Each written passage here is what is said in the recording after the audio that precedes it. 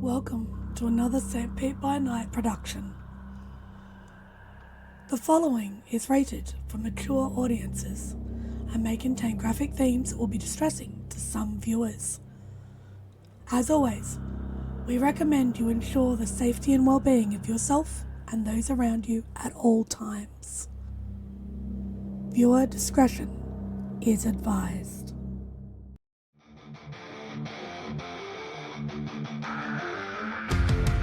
In the heart of night, we rise from shadows,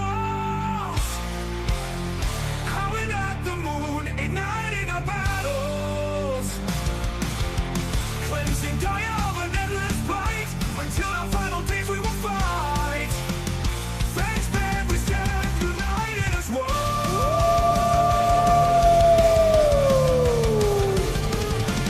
Evil spirits lurking with horror and dread. Little light leads us where the brave dare tread. Glory and honor, wisdom in our hand. Together we rise, take our final stand.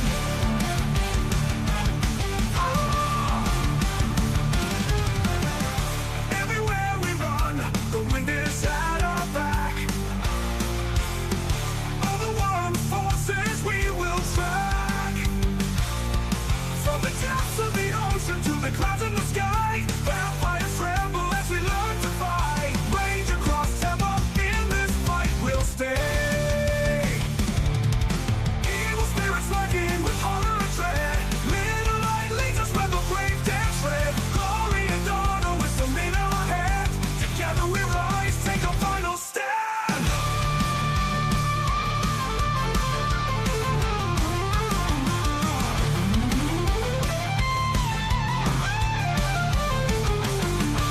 Rage across Tampa, in this fight we'll stay.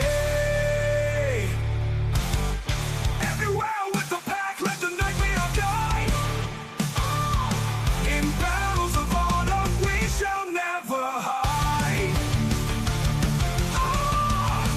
Rock will never hide.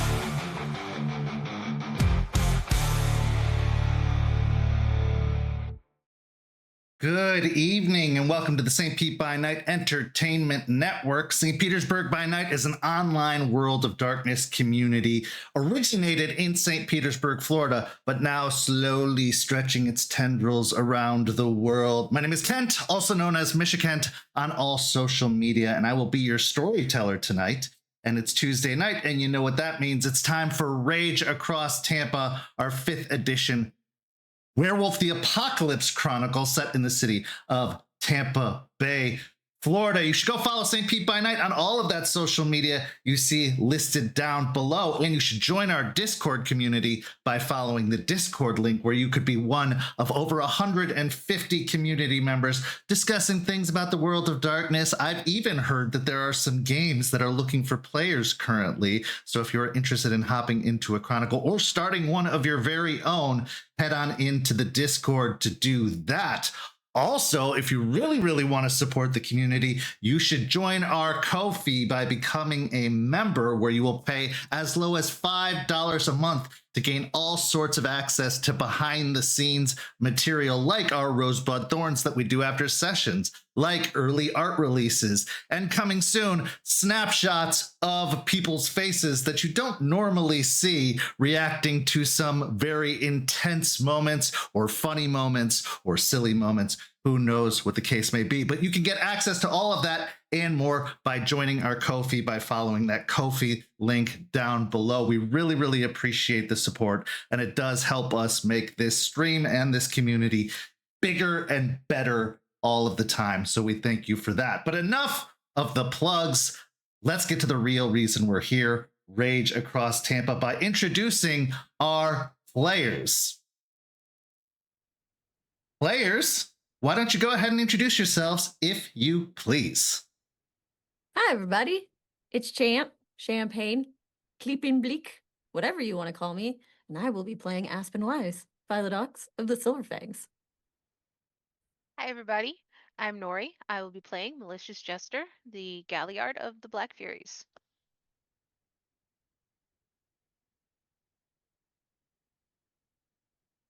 Sorry about that. Sometimes buttons just don't want to be buttoning. Hi, I'm Preston. I play Jason Dreams and Decay Thorn, the Urge of the Bonar. Howdy do, how are all of you? My name is Nick, and I will be playing Izzy, aka Entwined Smiles with Claws, although I think I'm on the wrong show. Good evening. I am Knack, and I will be playing Murphy, and I'll be up to no good as usual. Hey everyone, my name is Ben, and I'll be playing Raymond Gorn, the Ghost Council Philodox, from the other pack. It's true, your eyes are not deceiving you. We have a guest from the Hellhounds, the pack leader of the Hellhounds, joining us tonight, and you will see why as you stay tuned to tonight's episode. But before we get into that, let's get everybody caught up as to where we are now. Last week, Jace had a confrontation, official meeting with Eshu in a dream where he found himself in the dreaming at a crossroads, and he was able to ask all of the questions, or at least a lot of the questions he's been meaning to ask in regards to why Eshu didn't show up for Ravi, where Eshu has been this whole time, and what Ishu's ultimate plan is. Jace also learned that the only way for Eshu to be freed and to take him directly to the dreaming would be for the staff he has been contained in to be broken, for all the magic to be let loose. However, the effects of that magic just being let loose willy-nilly could be problematic if not done by the staff's creator. And the last time Jace encountered that particular creator, they were a few juice boxes short of a lunch line. So it may take a little bit of navigating and maneuvering to make that encounter happen the way he wished. We then saw Aspen check in with Jester as she is in her recovery process from Piney Point, having plants literally growing out of her body. That's not something someone shakes off very easy, especially when that plant is wolfsbane, their allergy. So Aspen checked in with her, made sure she was doing okay. It seems like she was getting ready to move back to the apartment and out of the cairn, having healed enough. And then Aspen started making plans for the future, starting to reach out to other Septs and make contact in hopes of maybe building up the new nation, or at least bringing the old nation around to their way of thinking. After the break, we saw an introduction as we saw Isidoro, aka Izzy, for the first time arriving at the Morgantown Sept in West Virginia, hot on the trail of Charles Albrecht, and hoping to possibly confront his former packmate, pack leader, mentor. How that's all going to turn out, we'll just have to wait and see. And then Jester had a conversation with Charles where she confronted him about being so distant ever since Piney Point, and came to learn just how much it affected him to lose control of himself, possibly for the first time, or the first time in a long time at the very least, and putting a packmate in danger by means of Jace really was bothering him. But she managed to talk him down, convince him that there was a way around it. He would just need to get more in touch with his wolf side. And so we'll just see how that develops. And then finally, we were introduced to another new face as Murphy McNamara, plain old human, or at least so you'd think, encountered a bit of a challenge when they attempted to hack into the financials of Pelfrey and Weiss, the law firm, in hopes of scoring a little bit of extra dough, as they had many times before with their credit card scams. But instead, they were stopped by an individual known as I Hate Mondays, who told them to redirect their efforts elsewhere in order to get the real big score. And that redirection seems to lead towards Ballard, Anderson, and Bateman. With a little bit of research, Murphy was able to find out that, in fact, this had come because of a program he had downloaded, a keyhole program known as Odie, where he ended up giving access to the program's creator, who could monitor his activities and even find out some very, very important details about his very identity. That being said, let's get into tonight's episode, picking up where we left off with Murphy as he tries to track down more information about this program and the individual responsible for it. Murphy, it's been a couple of days since the encounter with I Hate Mondays, and you've been doing a little bit of research on your own into Ballard Anderson and Bateman. You found out that they are a nationwide law firm of some repute and size. You had thought that they were limited primarily to the Tampa area, as one of their main headquarters is in Tampa, but upon further research, you found that there are some links back to Chicago, and not just recent Chicago, but possibly the last 60 or so years. This law firm has been around, possibly even longer than that. And so with that information in mind, you kind of store that to the back of your mind, keeping some notes on that, and then decide to look more into Odie. So that being said, I'd like you to roll me a wits and technology roll as you try to track down some more information and traces about Odie and its creator.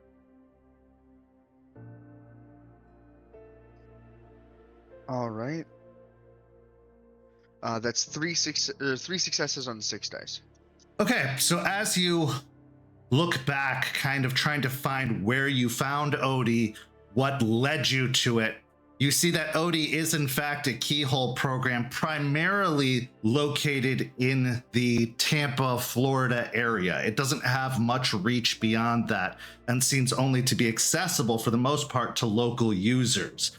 But what you find out is that Odie was a counter program to a social media network known as Blood Bank that was particularly popular up till about a couple of years ago, when it seemed to have vanished from sight.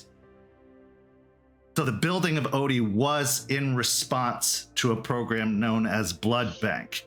Looking into Blood Bank, it was basically like a Twitter or like another social media program where it was an exchanging of messages. People could post photos. It was actually very rudimentary in its make as compared to some of the more modern social medias.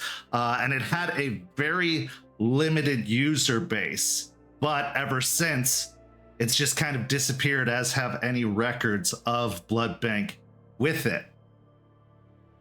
Looking into it further, you see that there has been some conversation in some more secluded community networks where they've talked about how they've been using Odie and how it's been primarily useful going against large corporations. Any attempts to go against smaller entities have either been redirected or completely shut down in their attempts. So trying to use it on any kind of small or local business or a mom and pop shop or anything like that seems to come up empty, but using it against larger multinational or nationwide corporations has proven very fruitful and successful in hopes of finding out information about the company, accessing their financials, and having a backdoor program that would lead into that particular entity. With all that information in mind, what do you do? Murphy is familiar with the idea of white hat hackers, of people with good hearts that go out of their way to make their programs hard to use against those that might not deserve it. A little frustrated that they didn't catch the back door that was left there, since they had done their rudimentary sweep of the software, hoping that that would be enough, but obviously it wasn't. More than that, though, curious as to how this software was developed to track large corporations. Murphy takes some notes, perhaps using some kind of automatically updating whitelist with like Fortune 500 companies or something. But moving on from that, they're going to try to find another user securely, nothing that exposes either one of them, but going through these old forum posts and linking them to other forums or other identities online to see if they can track down someone else who's used Odie that had the same experience, specifically the redirection, since that redirection is exactly what happened to Murphy. So as you're looking through the forums and kind of trying to trace it down, you find that most of the posts happened around the launch of Odie. So probably about 2 or so years ago. There was a lot more chatter about it, and then things kind of got quiet since then. However, about 6 months ago, a user popped up on the forums kind of inquiring, asking more questions about it, and that user's name is Tumbleweed. And they have been kind of looking into and curious about if anybody has gotten in contact with the creator of the program, if the program's still being updated and used, as well as some other just more curious inquiries into it. Murphy doesn't want to end up falling into a easy trap and is gonna do what they can to make sure this Tumbleweed character isn't some government agent or corporate hacker that's trying to get a hold of this information and use it. Sure. So why don't you give me either an intelligence and investigation, academics with research if you have that specialty, or technology, whichever your best role is of all of those, to try and see if you can unlock any more information about the user known as Tumbleweed. Would it be possible to get any kind of benefit from the fact that I also have decent streetwise, trying to pick up on clues that might give it away? Absolutely. If you want to do intelligence and streetwise instead, you can do that as well. I'd still be Whichever your better off preference with is. technology, yeah. Okay. So we'll do tech.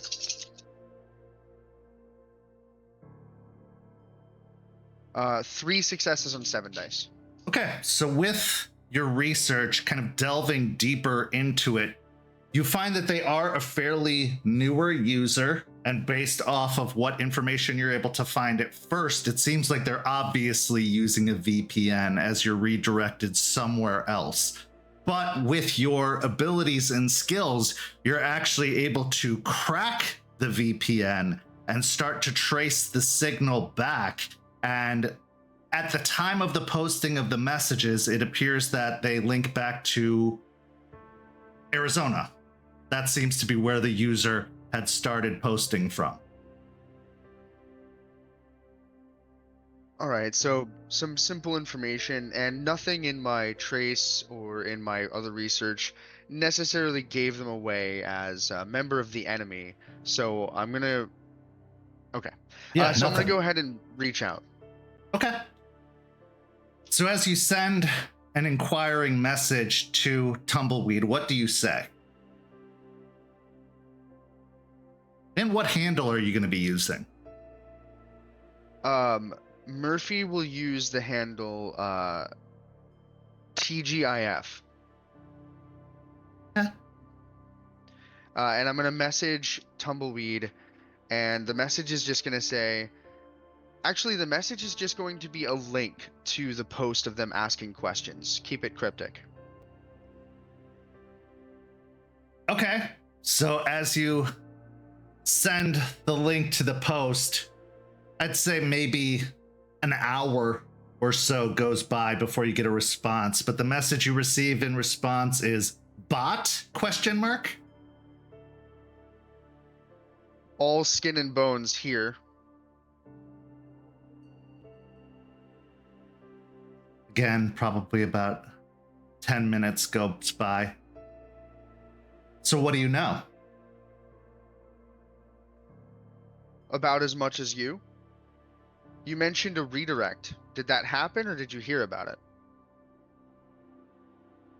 Mostly what I'd heard from reading the forum articles. However, I too tried to use the program to gain some insider access to information and was shut down and redirected myself fairly recently. Recently? Your post is pretty old. Yeah. Mind sharing who you were after, since you got redirected anyway, or maybe who they sent you after? And I, as a gesture of goodwill, I'm gonna link them to the Ballard, Anderson, and Bateman front page. The response you get immediately is in all caps, not them. But then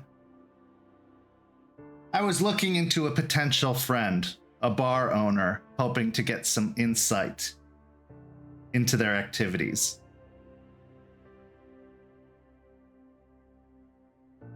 Something private then, but why not them?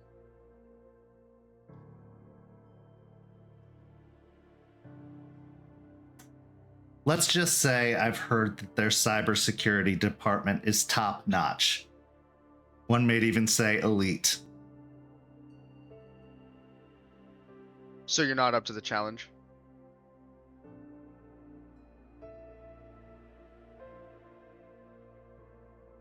I prefer my battles away from the keyboard.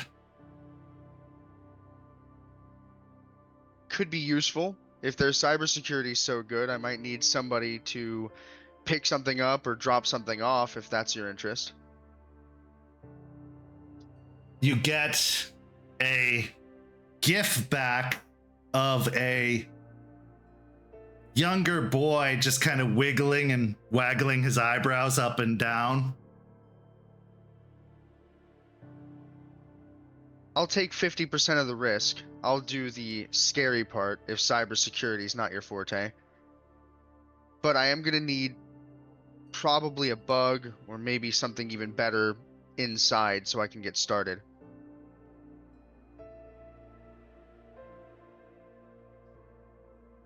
I can see what I can do, but I have heard that security is rather tight, especially around the downtown area as of late. Do we know why?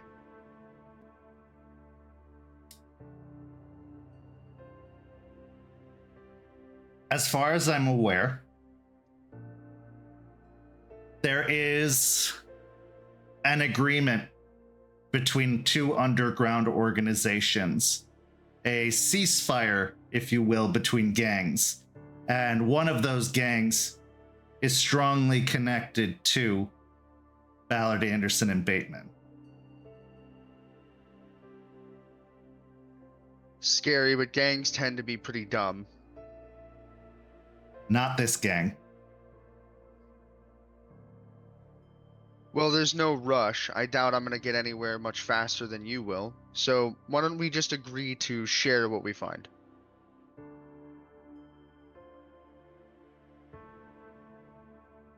Before I get into bed with anybody, I prefer a little bit of foreplay first. Tell me about yourself. Well, the sand between my boots is a lot less grainy than the Arizona kind. Okay. You have skills. I can appreciate that. And you're right, it's a lot wetter down here than where I'm from. But I like it that way. That makes two of us. Florida's beautiful this time of year.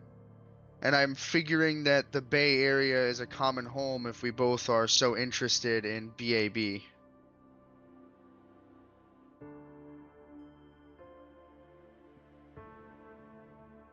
My interest might rival yours. I have different interests in regards to BAB. What's yours? Call it curiosity. I don't handle being challenged with an interest in backing down.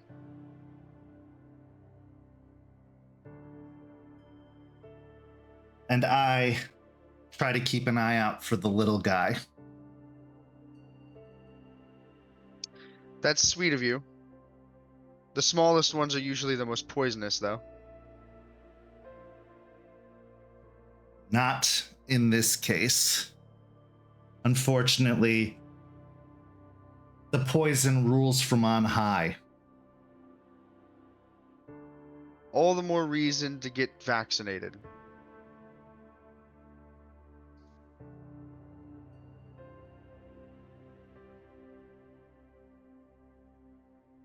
I think we should meet. Yeah, I've already made a few mistakes. Why not another one? You'll have to understand, I am at times a paranoid sort.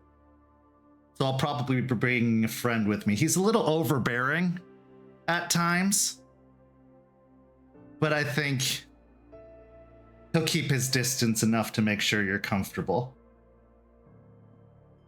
As long as there's streetlights and open businesses, I'm fine with meeting up. I just learned about a new place, a local place, one that I hadn't experienced before. The Armature Works. I don't know if you know about it. It's along the Riverwalk. That seems like a ideal place to meet. Plenty of people around, but also enough room for some privacy. I've been around there. What time? Let's say tomorrow at 8 p.m., just before they close. Sounds good. Far from the sketchiest place I've been that late.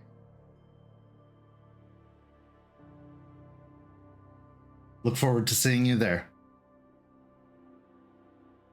Same to you. And if there's something weird about your friend, I'm gonna bounce. But I think you know that. Oh, there's plenty weird to my friend, but nothing that you have to be worried about. Fair enough. At that point, they stop responding. What are your thoughts about this event, this potential encounter, as you wait until the next day and prepare to head out for it? Murphy is mulling over whether or not it's worth it. It was easy to find this person. Maybe not easy to track down information on them, but there's still no guarantees that this isn't a problem waiting to happen or a trap waiting to be sprung. Murphy considers, pops open Fiverr and a few other forums, wondering if anybody's recently posted that they'll go be a stand-in at a party for him, making sure there's no easier option before giving up on that and deciding they're going to go themselves. Yeah. So as the next evening arrives, when do you plan on heading to the location?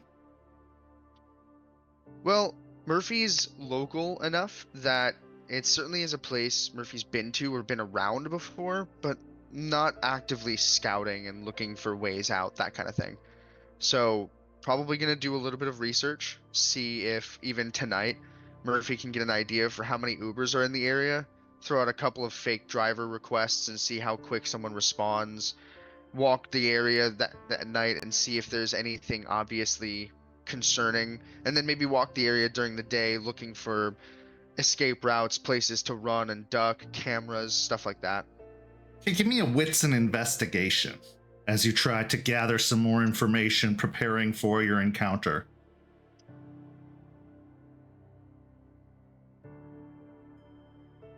9, 6, 10, and 8. So that's 4 successes on 4 dice.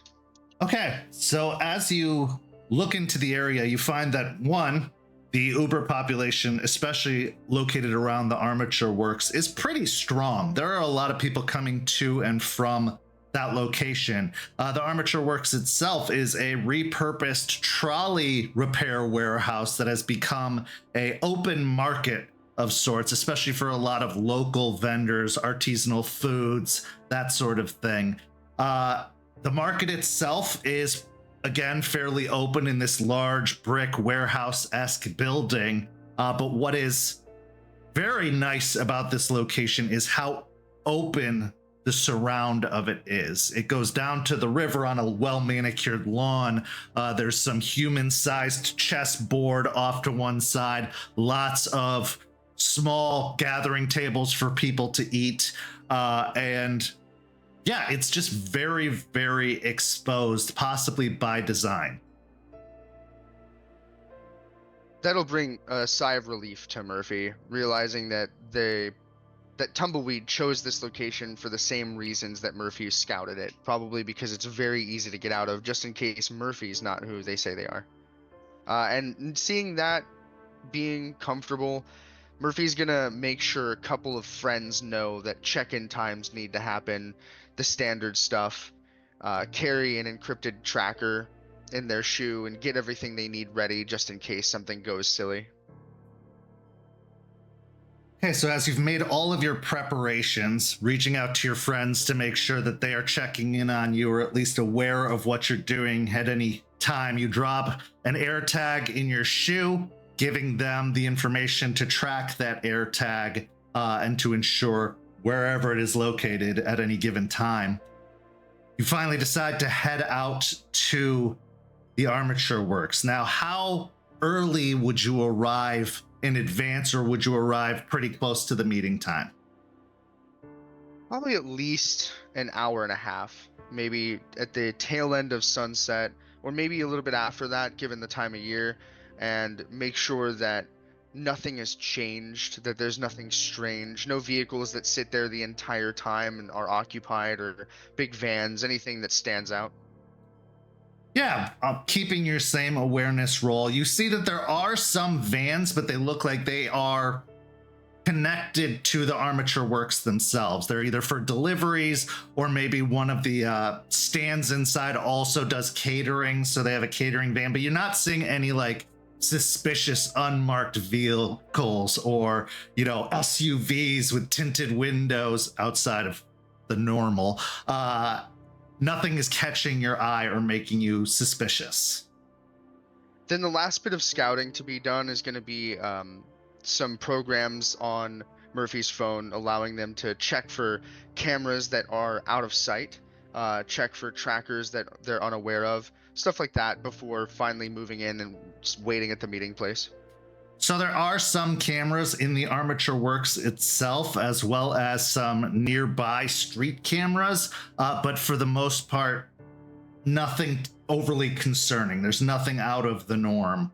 You do see a couple of users have their phones with Wi-Fi hotspots going, but again, nothing untoward seems to be happening, at least at this particular time.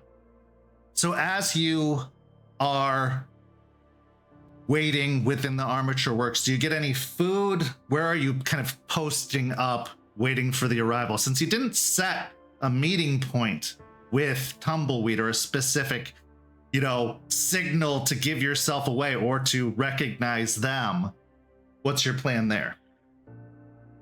Knowing that it's only going to make any sense to Tumbleweed, and that it might just come off as a silly thing that people wouldn't pay attention to, would it be possible for Murphy to have gotten one of those "Hi, my name is" stickers and it just slipped it onto their chest right at 8 o'clock? It says TGIF right across it. Absolutely. Yeah, so getting one of those stickers, placing it on your chest, you end up waiting at one of the tables, and almost exactly at 8 o'clock, a young woman's voice pierces your attention as she says, "Howdy, stranger." And as you turn to look, you see a woman with fairly tan skin, kind of long curly hair that's held up by a turquoise handkerchief. She's wearing a tied up, button up shirt that's exposing her midriff, has turquoise bracelets on both arms, and is just wearing some well-fitted jeans that go down to a pair of boots. About 30 or 40 feet behind her, lingering near one of the entrances to the armature works building itself, is a man who is possibly one of the largest gentlemen you've ever seen before. He stands easily at 6'5", maybe 6'6", and is almost as wide as he is tall. He is just built, fully muscled, likely a boyfriend or maybe a bodyguard of some sort. He wears a very tight-fitted t-shirt and a leather jacket, as well as black jeans that go down to a pair of sneakers, and he is watching this entire interaction very intently. Hearing the young woman greeting, Murphy turns leans on the table and says, "Howdy do." Thank goodness it's Friday. We chat? Yeah, I figure just us and the tumbleweeds. Perfect. And she gestures down towards the riverside along the walk where there are a couple of park benches that are set up along the way, and most of them seem to be unoccupied due to the colder temperatures in Florida recently. A lot of people aren't hanging out, especially locals are hanging out outside more than they have to. And she just starts strolling off in that direction towards one of the benches. Murphy follows, realizing that that's still a pretty open, visible space, but it's definitely more private for a conversation, harder to be eavesdropped on. As soon as you arrive, she seems to pick a specific bench in particular and then finds a seat upon it, as if she's met at this place before, with how comfortable and specific she is about her choice. She then sits and drapes an arm over the back of the bench and turns in your direction, crossing one leg over the other. You're awful young to be getting into this kind of business, aren't you? Oh, age is just a number. And Murphy pulls out their phone and flips through a couple of things and is going to try to use an app to see if because this is a specific bench, Murphy wonders if they're being recorded and that maybe this isn't routine as much as its intention, trying to see if there's any kind of recording devices nearby that are picking up on their conversation. Sure, I don't even need to make you roll for this.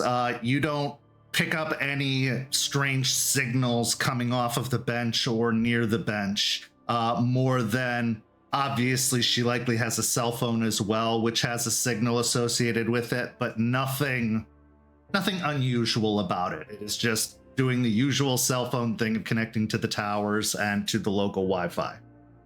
Part of what Murphy's doing is posturing. They've only ever met up with a couple of people from these spaces in person a few times, and every time Murphy has made an intentional choice to come off as prepared and intelligent and threatening in that way. So after doing that as another gesture, similar to when sending over the information that they sent online, Murphy sets their phone down in between the two of them, screen facing up, so it's obvious that there's nothing going on, no recording, no apps or anything happening.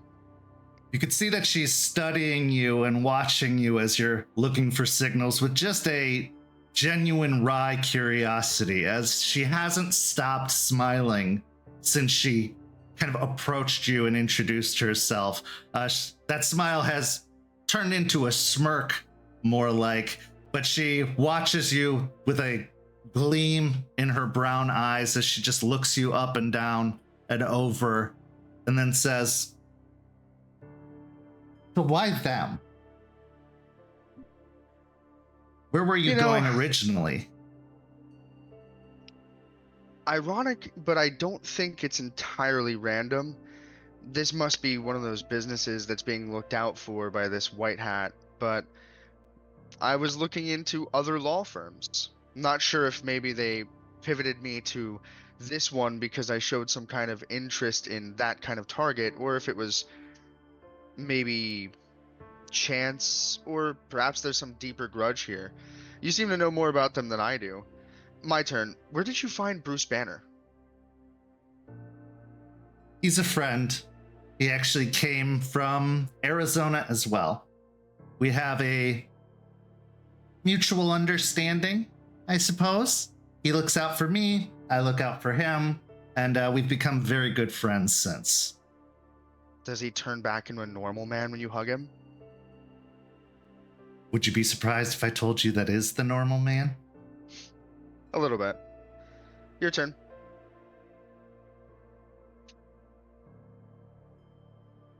How have you survived uncaught in this world for so long? You seem to have a pretty impressive acumen and knowledge of the sort. Where did you pick up these skills, and how have you not been caught as things get tighter and more difficult recently? Friends a lot older than me, people that were around when the internet actually was founded, showed me a couple of things. You can learn a lot online if you're at home with nothing to do during a large-scale epidemic. That is so true. It is definitely a way to keep one busy. And is this what you do as a career? It sure beats typing in Excel sheets or working at some kind of counter. Always found office jobs to be too constraining, but I suppose they have their use in their place. I consider myself a casual dabbler, not nearly as educated or, and she looks down at the phone, paranoid as you are. Honestly, I think it's part of the fun. What you do probably gets you shot at every once in a while. What I do could land me in federal prison if I'm an idiot, but it's not as likely if you choose the right targets. Agreed. And I prefer personally not to even put myself in a position to get shot at, but to be fair, it has happened in the past. I figured muscle like that, your whole line about preferring in person. If you do something stupid, it's a lot more likely to be dangerous in a physical sense. My stupid, just like I said, might get me doxxed. So the handle TGIF. Why that one? And also, is there something else I can call you? Because I think TGIF is a very off-putting name. It is pretty off-putting. You know what? For now, call me Spider. I don't think we're on a first name basis, but I do think TGIF might be of interest to you. When I got my little redirect, the user put "I hate Mondays." Probably a boomer. Oh. Yeah, I suppose that makes sense. I like the clever wordplay. And if we're going to be using clever names, I guess you could call me Jackal. It fits if I'm going to be Spider that you'd be Jackal. I'm going to try not to get bit, and I hope the same for you, but you took this meeting up pretty quick. I think you have some kind of interest in BAB, and to be honest, I'm just here to learn anything I can. That's why I'm happy to share whatever I know. I do have an interest. In fact, I think there are several of friends of mine that have an interest. You have to understand, Ballard, Anderson, and Bateman have hurt a lot of people. And not just here, all over the country. Because when you go against an entity such as that, they are more interested in self-preservation than anything else. And it's not even them specifically that I'm most interested in, but who they protect, who they serve, who they are involved with. Because, Spider, it is a massive web that they weave. Yeah, they looked pretty old, and with age, like you said, maybe some of that paranoia, that need to keep going.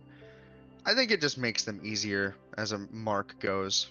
If you know what they're interested in, you can play with that, but you said you're interested in who they're working with or protecting. I'm sure this goes back to that 2 gangs ceasefire stuff you mentioned. A little bit of that. I think that's more local interest. You see, they have... Well, they took a dump in my backyard and didn't clean it up. And I don't take kindly to that. Fair Why enough. I'm here and not home where it's, well, colder than this right now. I didn't consider that. I guess deserts get cold at night, huh? You can only imagine. And yes, they are old. Very old. Well, mi casa su casa. I'd be happy to help a non-local get into whatever it is they're doing. After all, I'm really here for more of a proving myself kind of thing, if I'm being honest. I think that whoever redirected me has probably some interesting contacts. And if they designed the program that we've both used and been redirected by, well, I think I'd like to know a little bit more about them. I'm more than a script kiddie, but I'm certainly not a programmer. I think that makes two of us. I have been intrigued by them ever since I first started looking into the area. It's actually one of the reasons that brought me out here, aside from Ballard, Anderson, and Bateman. And I think that there is a very interesting story to be told, linking back to Mondays and Odie and early 90s comic strips. Yeah, I think maybe when I go to meet, I'm gonna bring lasagna. Always a good introduction. Other than that, if you're not just interested in meeting, I do have a couple of things that I haven't dropped off around there, but you probably have something of your own. Murphy's gonna dig around in the bag that they carry and offer up some of the traps they've been preparing. Things like preloaded USBs, pineapples to jack Wi-Fi that might be local around that building to try to get some information off of someone on their lunch break that could get them in. Stuff like that. I haven't actually walked around there, especially since your comment about security, but if you're really good at the in-person stuff, you could drop these off. If I'd have known we were bringing gifts, I would have brought something of my own, but yeah, I think I can work with this. I'd be very curious to find out what you find out, so if I can assist, I'm happy to do so. Sharing is caring. I definitely would appreciate a partner going into this since I'm pretty blind, unfortunately. But I have the feeling this is one of those things that if I don't act on it now, it might just go cold and I don't get a chance later, so. Well, we don't want to risk that. I will say, though, Biter, if you do go out, when you do go out, just be very careful where you decide to go. As I said, things are tense, to say the very least, around here, and I don't want you getting caught up in something you're not ready for. I will take the warning as a wise one. Besides, if you really are gonna do the, meat space stuff, I have no interest in putting myself in some kind of stupid situation that you have to pull me out of. You mentioned not having a gift, and I didn't mention it because I prefer to keep you indebted if I can. Well, I have a lot of gifts, but none of them for you at the moment. But I'll make sure you'll sure make it next up. time to be prepared. I have every reason to believe you. Well, if our business is conducted, it is pretty cold out here, and I don't know if you noticed, but mesh doesn't hold heat. No, it doesn't. I've found that I prefer ethically sourced fur. Ethically sourced. I pick it up and go, that's like organic. I think 9 times out of 10 it's a lie. Not in this case. Well, I'll trust you when it comes to shopping then. Oh, I have an excellent fashion sense. And I think that we could definitely do something more with all of this, although you have a pretty good look to yourself as it is right now. I wouldn't want to mess with something that's working. It's a lot better when we're not dealing with cold fronts back to back. Isn't that the truth? Well, I look forward to talking to you again soon. Perhaps we'll have some updates the next time we meet. Sounds good. I'll drop you a link so that you can reach out to me easier. None of that TGIF stuff. Wonderful. She gives a brilliant, dazzling smile and a wink before she stands up and turns back towards her friend, who has advanced but still seems to maintain 30 or 40 foot distance between the two of you. He gives a little nod of his head to her and then a slower, more focused nod to you before the two of them proceed into the parking lot and out of sight. What's going through your mind now, having put a name or a face to the name and having learned a little bit more about what appears to be happening in the area? On the way out, Murphy gives an exaggerated bow, but not one so big that it draws everybody in around them's attention, and then blows a kiss to the Hulk before starting to wander back a long way around to the street that they planned on taking to leave and go home. Murphy is wondering if what they're doing is dumb, wondering if they're just getting lucky, or if this is the kind of thing that works if you just try it. Murphy has not exposed themselves to this level previously, but there's been a boredom building up in them the last several months in a row. It's making them less cautious. So I'm thinking to myself, this will either be the greatest thing I've ever tried or the dumbest thing I've ever tried. And I should really schedule dinner with my dad. When we try things, they can sometimes work in our favor and sometimes work against us. And in our next scene, we are following up on somebody who tried something and maybe it's not completely to their benefit.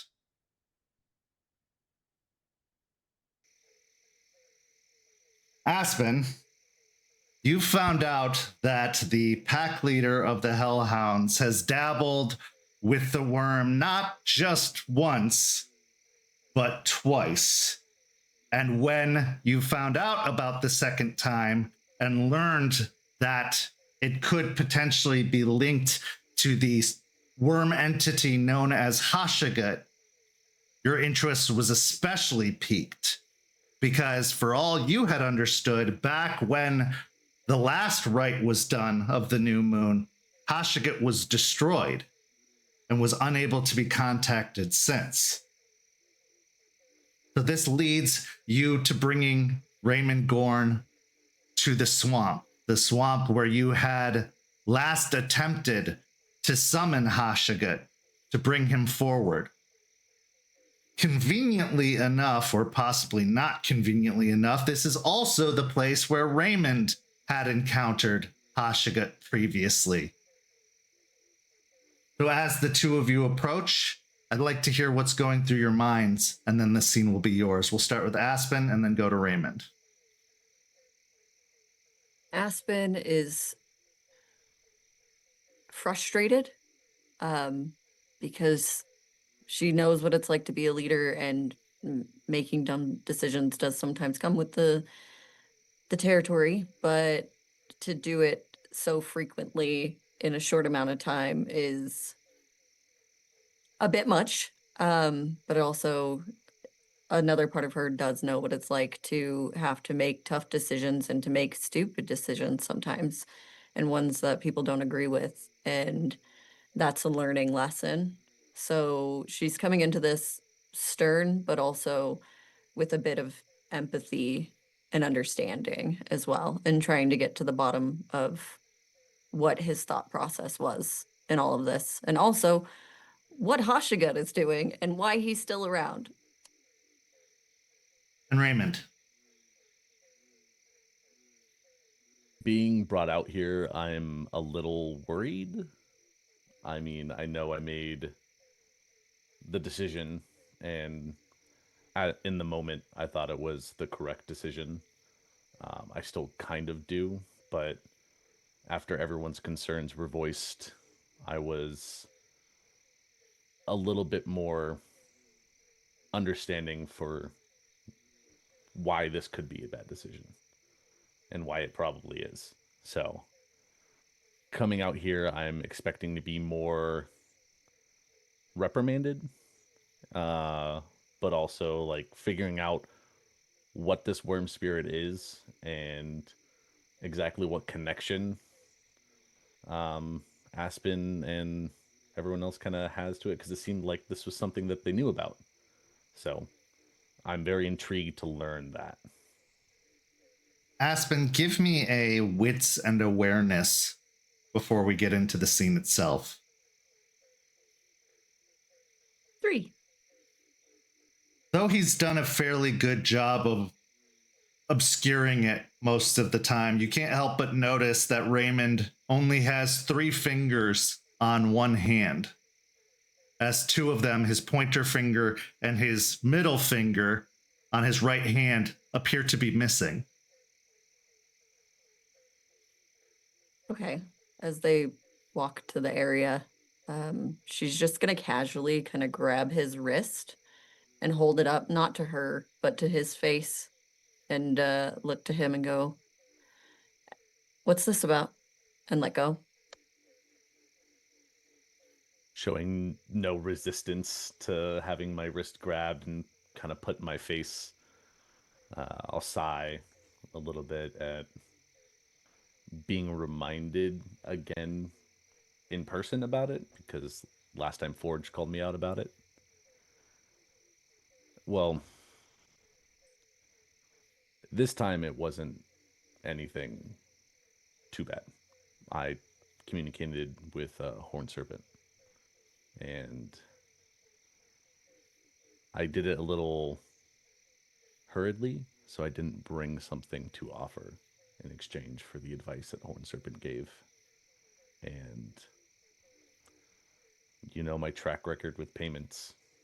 This was the payment for getting the advice from them. Okay. And now this is just permanent? When did this happen? I don't feel like it's permanent. It happened just before the moot. Probably a few days ago. Forge saw it first, kind of explained it to him, but whenever I try to heal it, it doesn't come back, but I don't feel like it's permanently gone. Like I have a feeling that I have to do something. Have a feeling, or you are aware of what you need to do?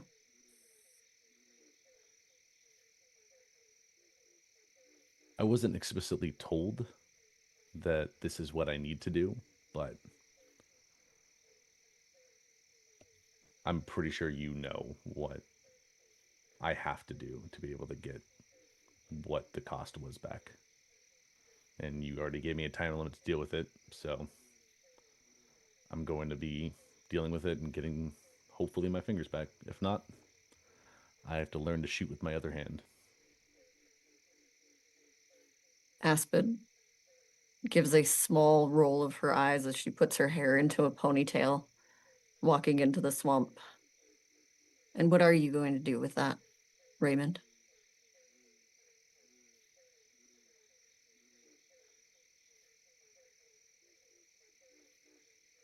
Following along,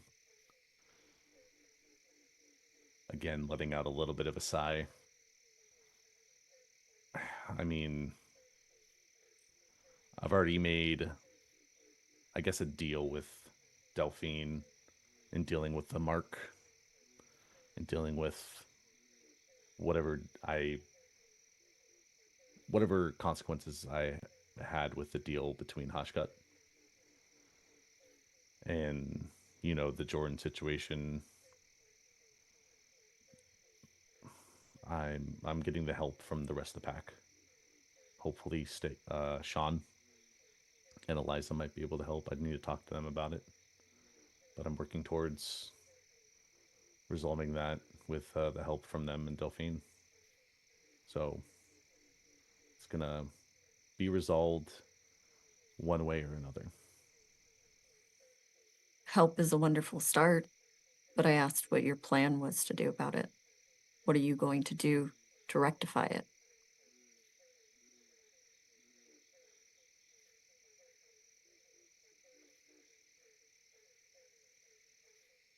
I don't really know. I mean, how can I fix the situation of lying to everyone for over a year about it and hiding it from everyone? Trying to do everything on my own. How do I fix that? I said sorry once. Like, there's not much more I can really do right now. Sorry tends not to fix everything. It's just words. Your actions speak louder. So, in that position, how do you expect to fix it in a way that not only you, but your pack sees as done well in their eyes?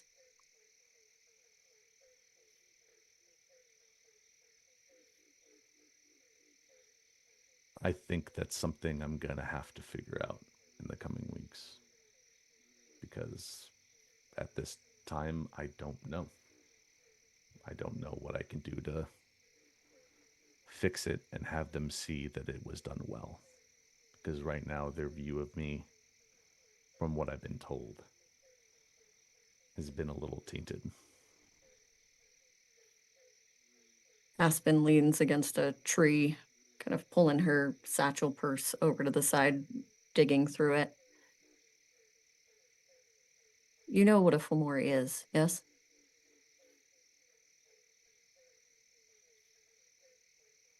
At this point, yes, I know clearly what a Fomori is.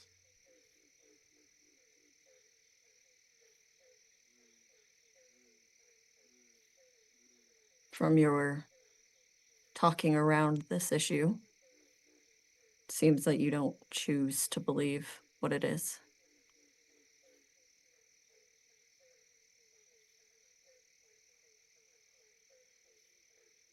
I want to believe that there is another option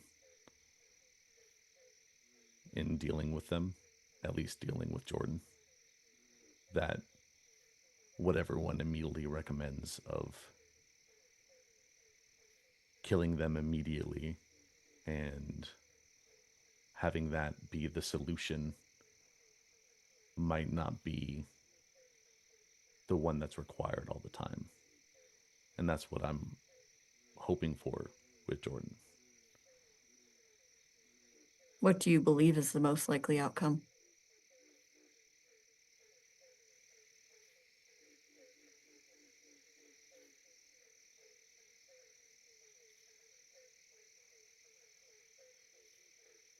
At that, Ray will kind of fall silent and not respond to that question.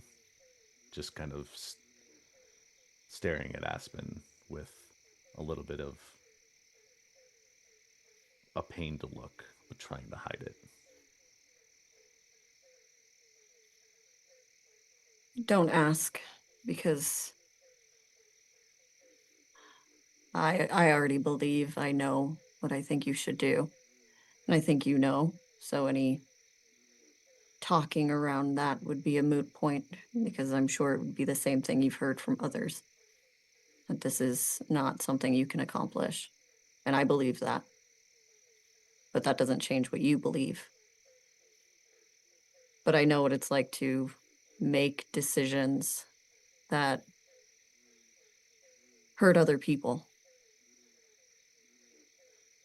When you think you're doing the right thing, but maybe it's the selfish thing. There was a time in my beginning here, my leadership here, where we had a decision to make. We were dealing with the storm, and we didn't have the cairn we have now. It was something different. And to appease the storm, we had to sacrifice something. We could have, well, Eliza was out of the question, of course, but we could have sacrificed Regina, Artie's car, could have sacrificed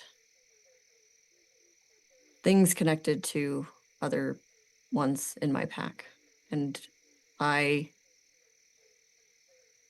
you could call it selfishly, wanted to make sure they didn't hurt.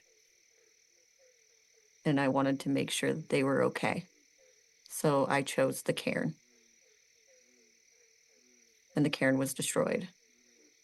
And in doing that, every single person that helped build that cairn for us lost a little bit of themselves. And I hurt so many more people trying to help the ones I cared about.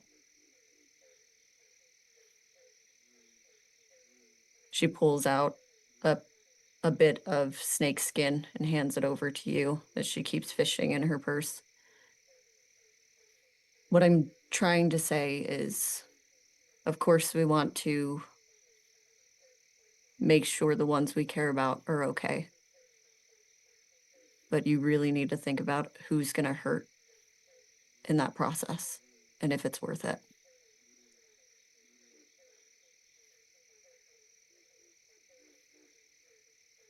Taking the snake skin that was handed to me and looking down at it, glancing back up, watching Aspen dig through her purse.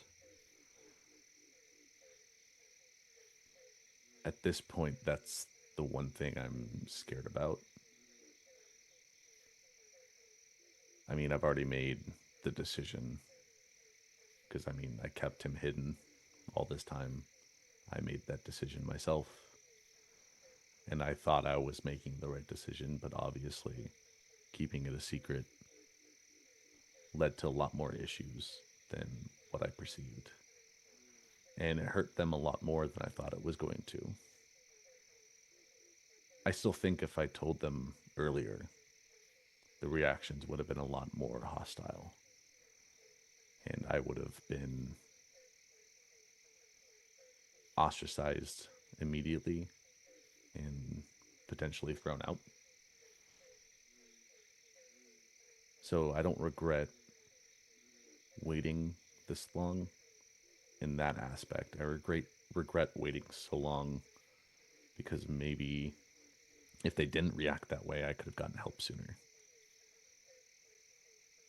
But I don't want to hurt my pack because of this. I want an outcome where everyone doesn't hurt like you tried to make that decision. But I am starting to think that maybe that's not possible. Because like you said, you could tell me the correct way to deal with it. And you would have told me, Charles would have told me, Ember would have told me, Eliza would have told me, everyone in the pack would have told me, and Horned Serpent would have told me already. So I also worry as she looks back up from her purse and makes eye contact with you. What life is left to live if you do succeed? Is it a life of suffering? Is it something he would want?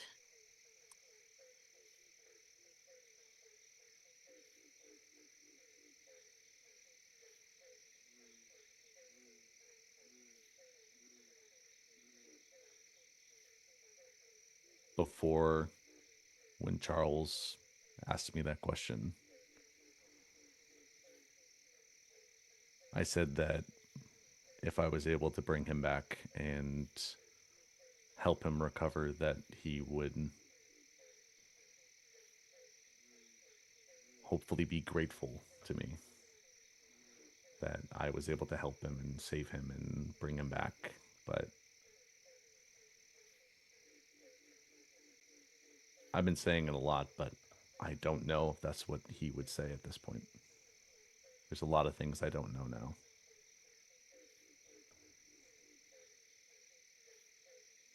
Leadership is hard. And unfortunately, you're stuck with the hardest decisions because when people don't know what to do, they look to you And especially when it's your own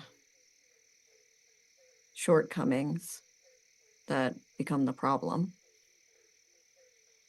And you have to do the hard things. And I know that sounds awful, it sounds terrible, but this isn't about you anymore. This is about the people you're leading, the people who are supposed to look to you in these times. And if you can't make those hard decisions, they're never going to see you as what you need to be for them.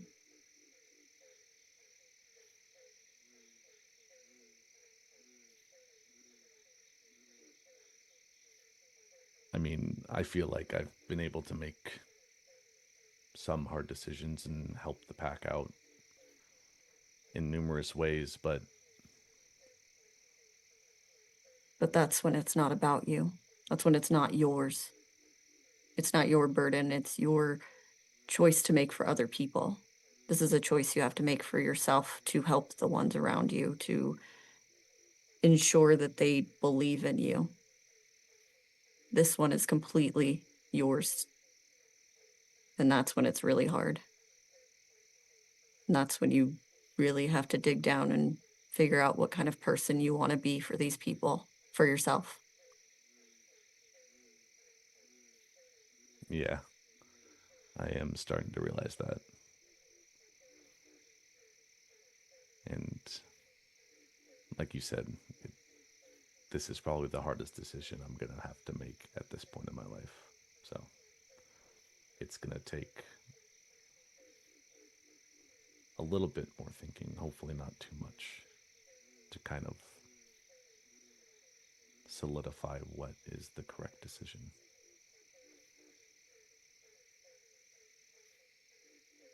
Can't sit on it. It's not how it works here. Fortunately enough, you gave me a time limit, so I can't think too long. I am a little rushed. And I trust that you'll make the right decision. I do. I think you are a great leader. Tactically, I think you're a fantastic leader. Just think discernment when it comes to you, you falter. But I trust that you can do what needs to be done and figure out the best way to do this for everyone involved. And when that day comes,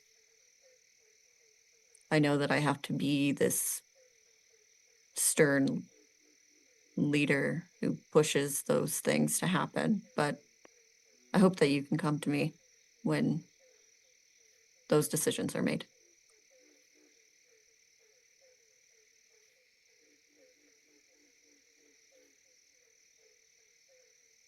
I trust you and your advice and your opinion a lot.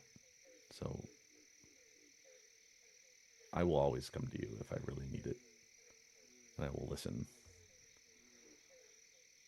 I'm saying that now more than when I used to say it in the past. And God, I do hope I make the right decision.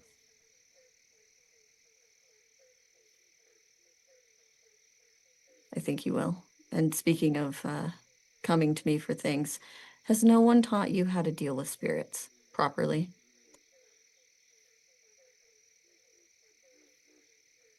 I mean, Eliza and Delphine have talked to me a bit, but you know how we are. Sometimes we pay attention, sometimes we don't. She leans back over and grabs your wrist. This says you didn't pay a lick of attention. Like I said, sometimes we don't. Well, I'll show you how to properly call upon and interact with the spirit. And you can tell me what kind of stupid deal you've made. Sounds like a plan. Aspen starts pulling like little vials of mushrooms out. There's like a wet specimen of an animal, like a small mouse that she pulls out, different things to kind of entice a worm spirit, and as she kind of keeps handing them over to Raymond to show the kind of things that she's prepared to interact with the spirit.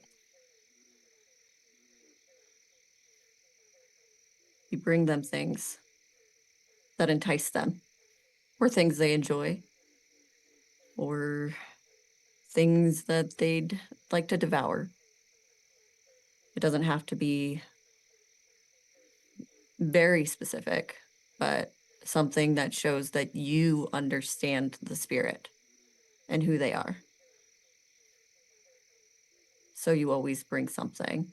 And a smart thing to do, even for us Philodox, is to always have something on hand, especially if you interact with a specific spirit regularly.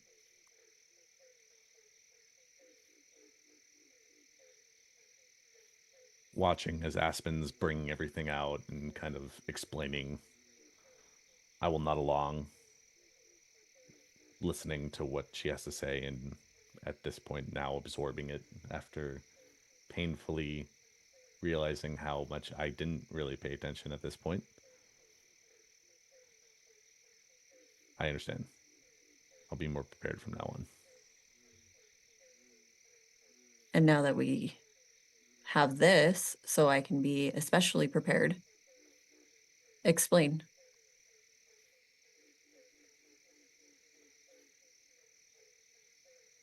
Well, the deal that I struck was,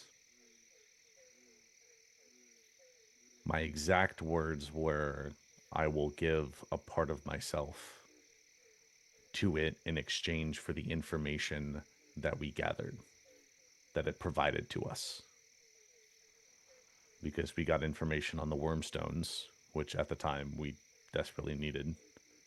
And then I personally asked questions regarding my situation with Jordan, which is what led me to kind of take the deal upon myself, because what Hashugut wanted was access. It wanted access when we established whatever we were going to establish in the future. And knowing now, I technically gave it exactly what it wanted. But everyone was trying to find a way to bargain with it, was trying to figure out a way to navigate the deal, and Hashugut was not accepting anything. And if we just decided to leave, or if we said no to any of the deals, he was going to wipe all memory of the entire conversation, anything we had written down, any point of conversation, everything that we had learned, that we needed to learn, that we needed to know, would have been gone. Aspen, hearing Raymond recount this, there are two possibilities in your mind. One, Hashugut was bluffing, because you've never known him to be that powerful or be able to do anything in that realm. Or two, Hashugut's gotten stronger, and significantly stronger, to be able to wield that kind of power. Raymond, what part of you did he take?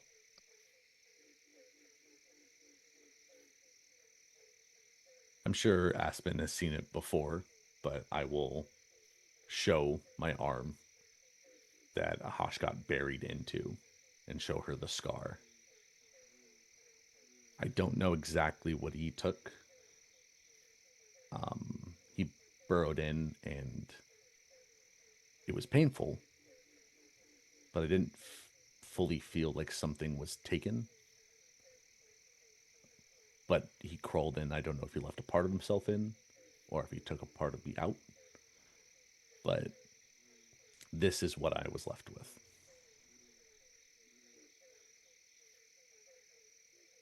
He just kind of stares at it, nods, and then under her breath while still thinking. You can tell her brain is thinking, but this is why we ask questions.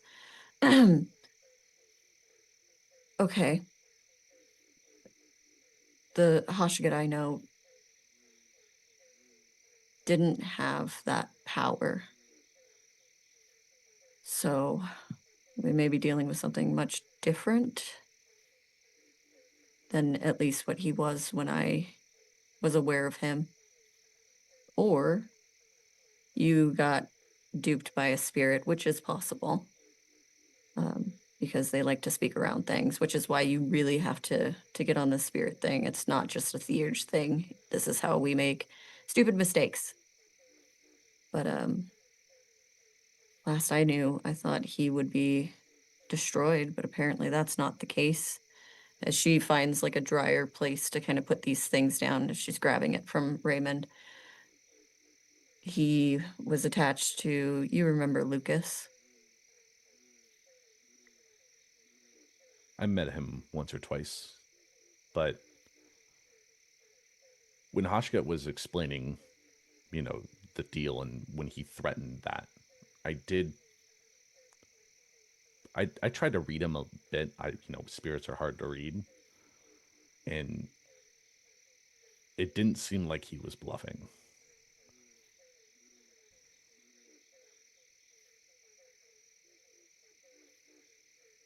Okay, then we figure out exactly what he took and what he plans to do moving forward, and I have my own questions for him. It's unfortunate that it is now having its access to our cairn in ways when that was the whole point to begin with, but that's what I'm here for. I'm here to help because, again, stupid decision, but we'll fix it. Yeah. And I'll let you lead this discussion. Like, I'm not, obviously my track record's not the best. So.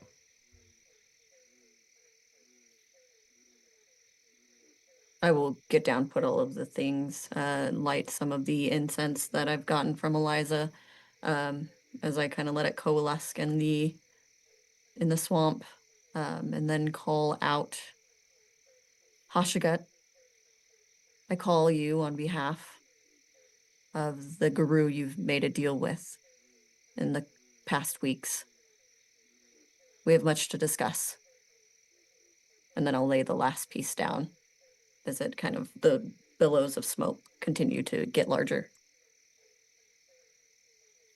All right. So as you enact the rite of spirit summoning, go ahead and give me the roll. Are you letting Ray help with this rite, aka getting the additional rage dice, or are you just doing it solo? I'm gonna let him help, just so he knows kind of the idea of the rite as well, so he can help with it.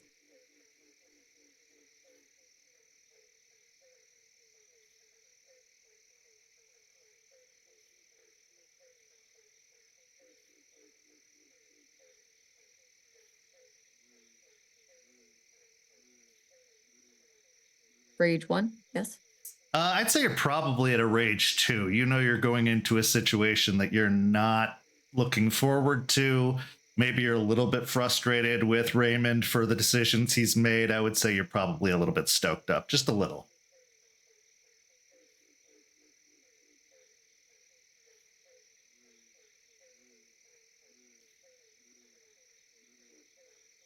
That is 5. Okay. So as you put out the call, and the smoke lazily drifts its way upward, strong breeze seems to take the smoke, pointing it off in a specific direction. Even though there is not a lot of wind, especially in a place like this that is sheltered and hidden from most of the world. But something takes the smoke. And as it's still drifting off in that direction, nothing immediate happens. But this is different than last time. Smoke wasn't picked up like this. How long are you willing to wait? I set aside a fair bit of time to just sit with Raymond to kind of go over what he was dealing with and all of that, but also to get this figured out. I think it's the top priority. So she'd wait most of a day if she had to. Okay. Well, it's only about 45 minutes that you have to wait. Now, in a place such as this, even in the noonday sun, there are pockets of darkness where the light doesn't. The foliage overhead so dense, so thick, that it casts pools of shadow on the ground. Amidst that shadow, roll me a wits and awareness, both of you. I'm assuming this is site-based. This is site-based. Am I also at Rage 2 or am I at Rage 1? Let's say you're at Rage 2 as well.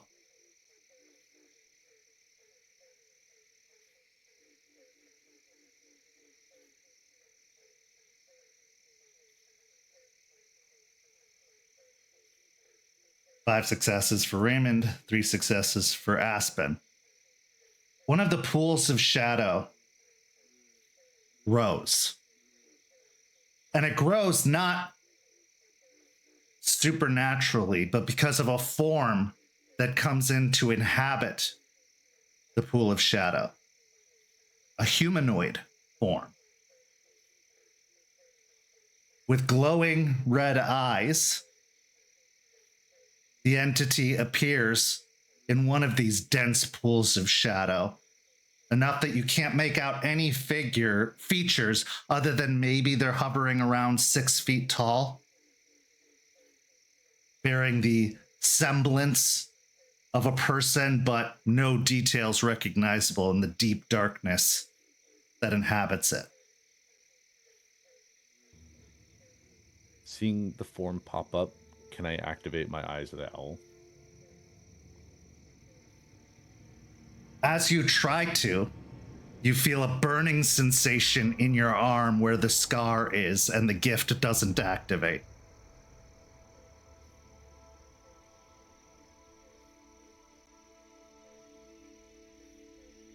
Dorothy and the Scarecrow.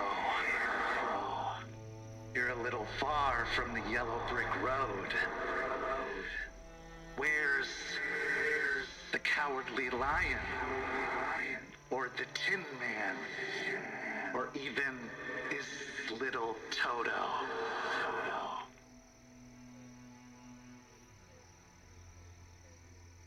Sorry, just us today.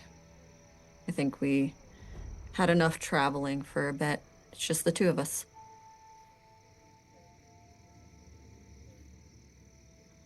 You rang? I've come for information.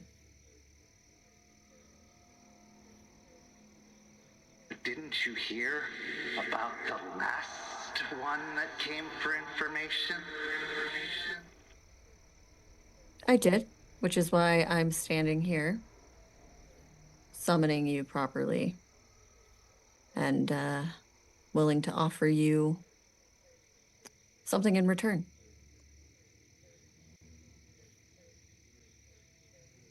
Intriguing.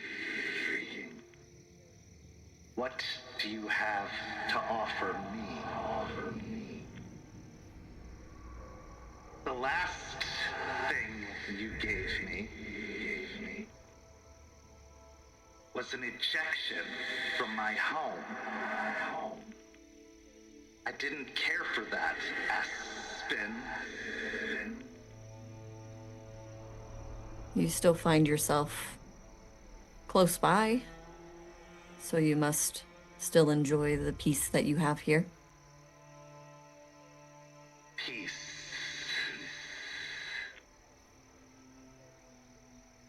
Certainly.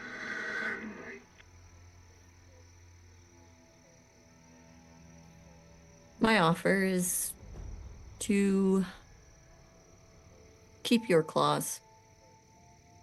in Raymond. And she looks over at Raymond. We have our ways, obviously, of just removing you if need be. You've seen it happen before. We could do that again. Or we could have a conversation.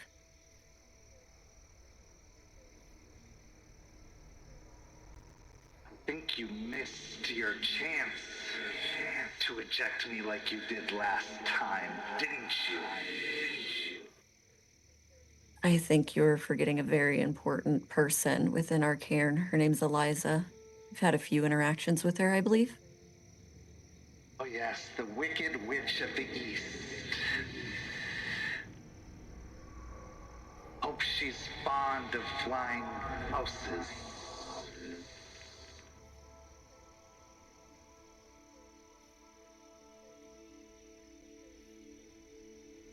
Which is it, Hashugut? What would you prefer?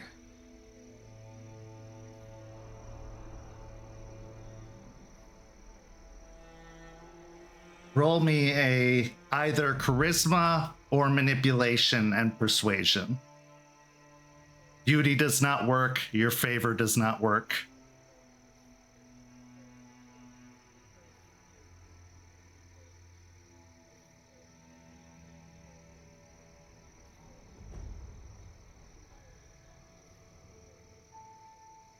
I'm gonna use her willpower.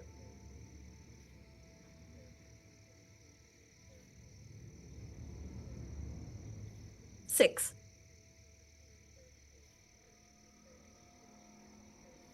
The figure contemplates in the darkness, the glowing red of their eyes blinking occasionally as they seem to be working out exactly what you're asking for.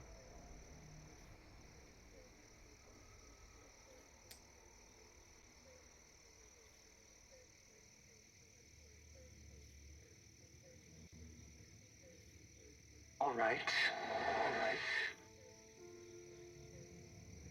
No attempts to remove me from Raymond. And you have yourself a deal. I have no intention of removing you from Raymond. I don't care about your intentions, Aspen. No one can try to remove me from Raymond. Well, that, I think you would have to have a conversation with Raymond. But I, and no one else in my sept, will intervene. We already had our conversation, didn't we, Raymond?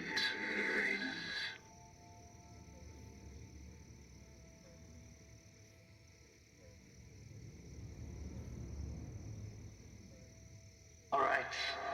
You and no one from your sept will try to remove me from Raymond. You have yourself a deal. Good. So, what is it you wish to know?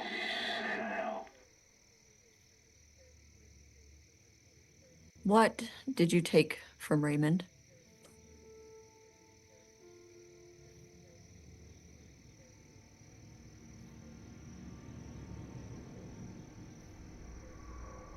Nothing yet. What are your intentions with Raymond? Access. After what you did, I lost all access. It still bothers me. But now, when they build, there'll be a nice little room for me.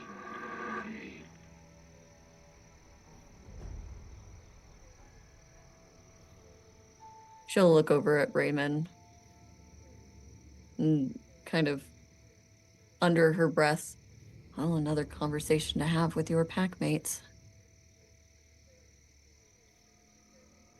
Yeah, that's gonna go over very well. I did not know that this was the deal that you were gonna make. You should have told me beforehand.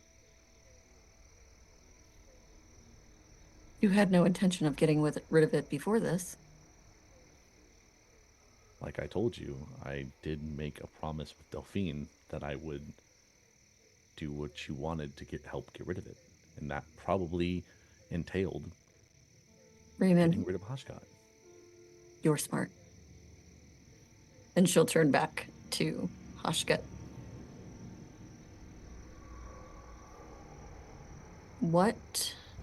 Why did you stick around? Why not somewhere else?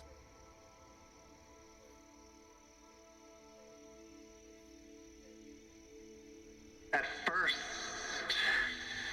it was to keep eyes on my friend. The only friend I had known for a long time.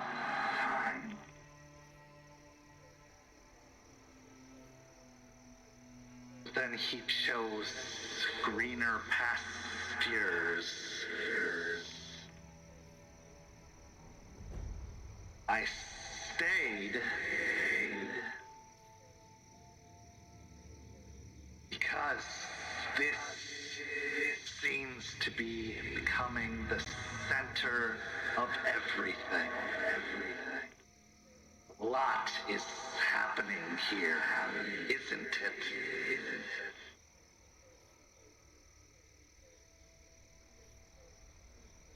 So you decided to abandon Lucas. Lucas abandoned me.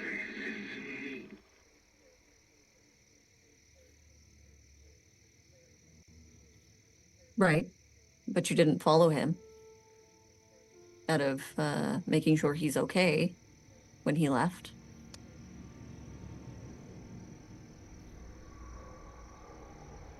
If my friendship wasn't important to him, why should it be important to me?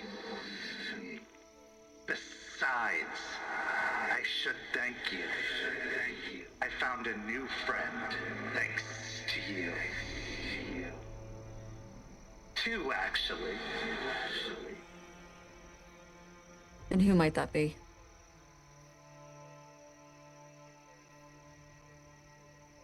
Well, you know one, when the eyes look towards Raymond.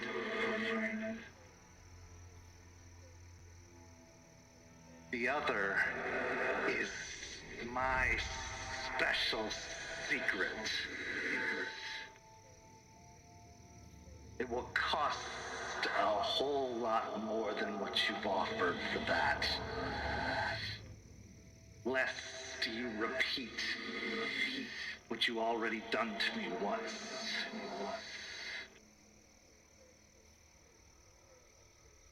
Interesting. From what I understand, you've gotten much stronger, been very busy.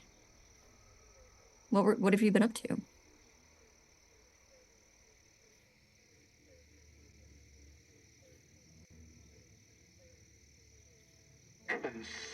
Consuming.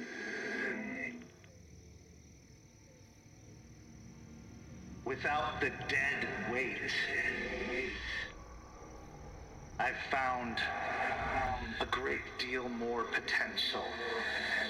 Possibilities.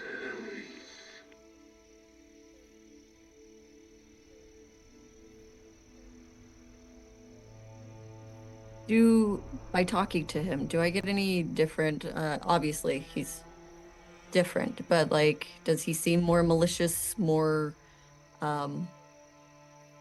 corrupted in any way? Give me a wits and insight.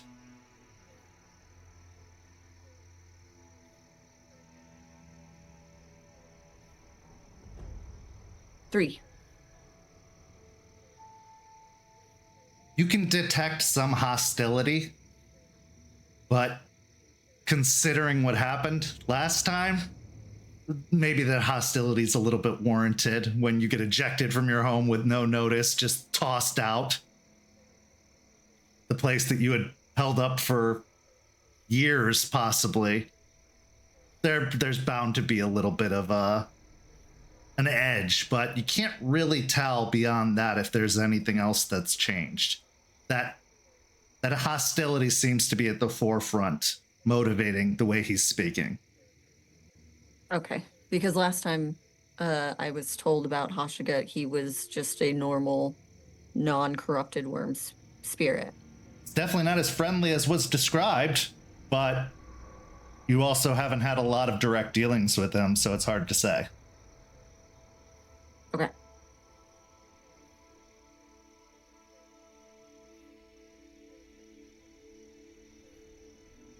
Name your price for the other name, the other one.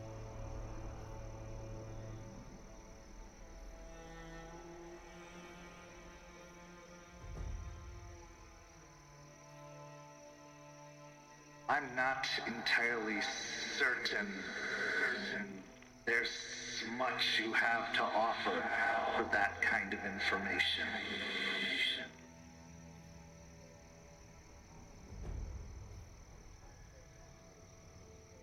It's worth a shot, worth a bargain. Maybe I do.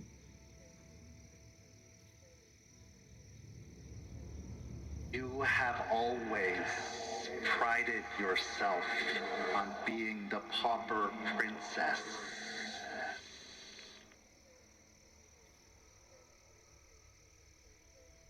What's changed?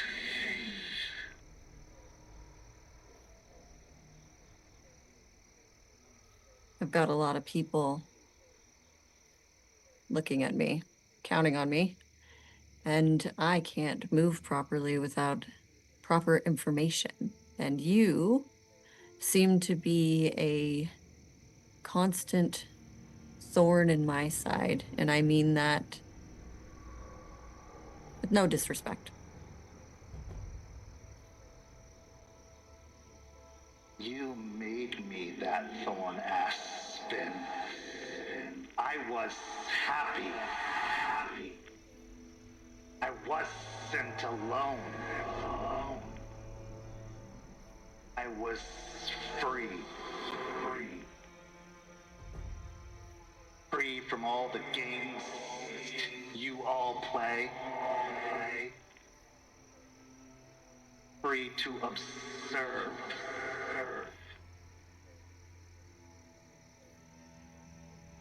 You were also causing issues.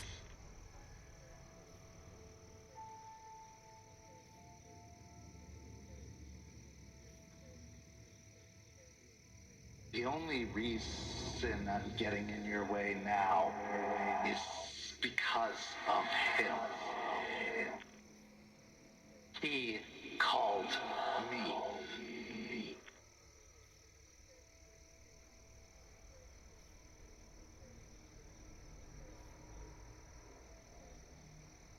So your purpose is to have a space in their area, use him to continue to consume? Is that what I'm understanding?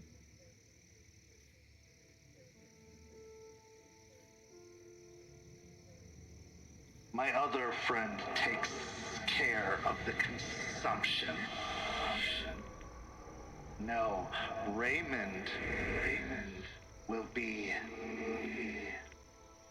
my front seat to the show.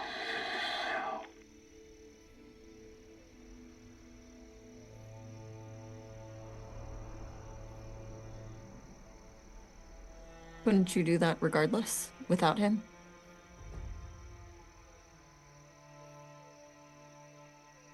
You can't even begin to comprehend what it is to be me.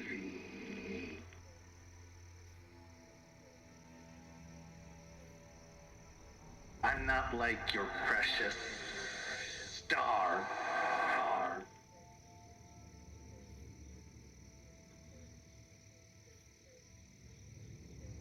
I don't get that kind of gift. Your weaver and your wild saw to that.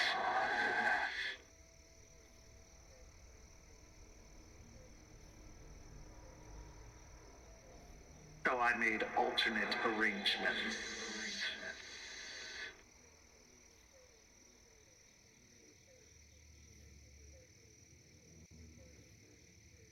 I don't know much about.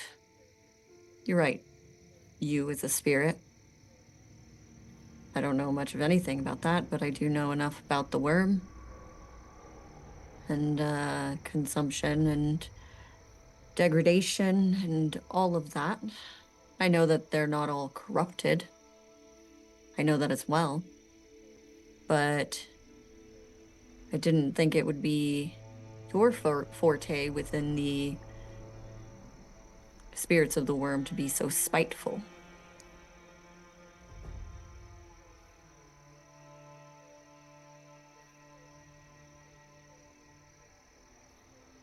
You know what it is to have the thing you care about most taken from you. Spite.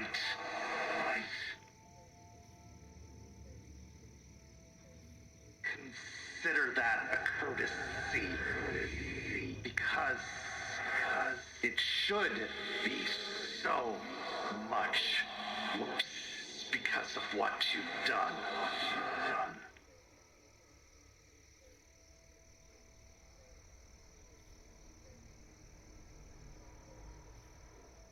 She'll try to walk closer to where Hashugut is.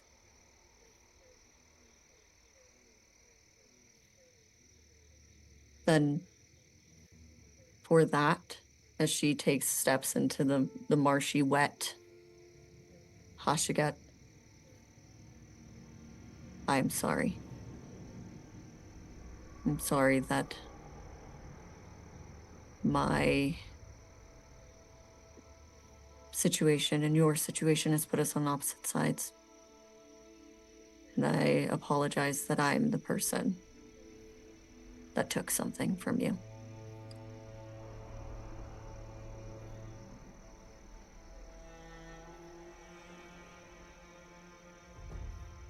The figure contemplates that and at first backs up a little bit further into the shadow as you approach, but eventually holds its ground.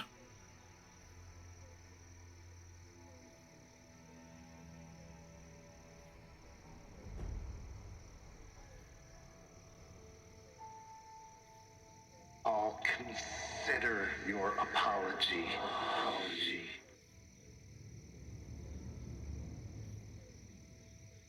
What else do you want from me?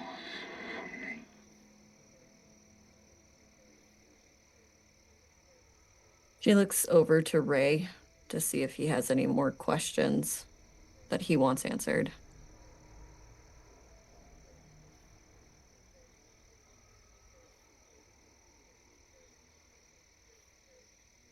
I'll look at Hashugut, and the only question that I have is, I guess at this point, are your intentions malicious with being attached to me? Are you just trying to observe? And with your little, as you put it, plot of land, what would that entail? To the first question, are yours?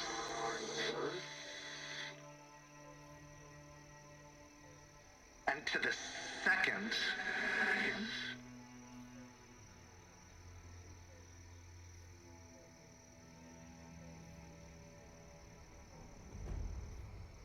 spirit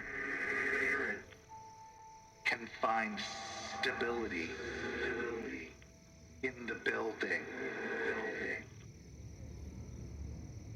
I wish for some stability.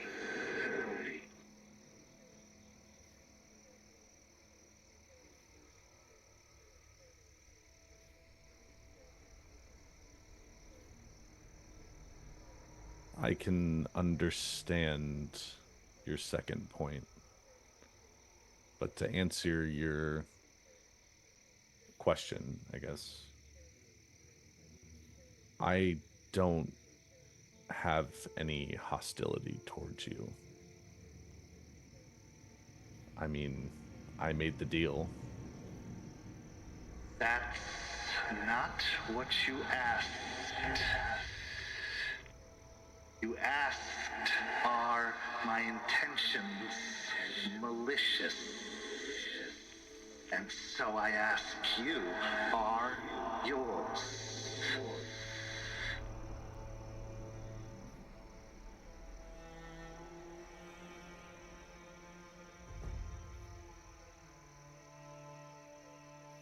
In making the deal, my intentions were not malicious. This isn't about the deal, Raymond. Though that might have been your intent.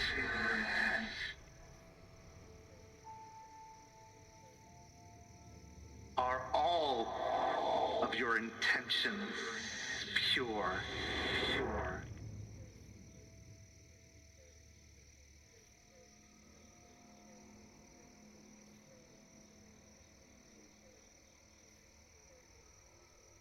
I'd like to think they are. So says everyone acting selfishly.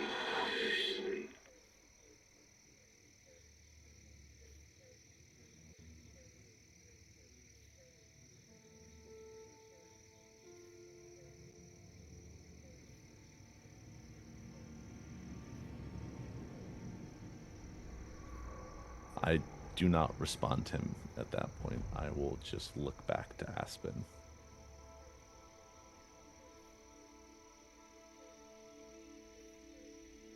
Then I guess we got our answers.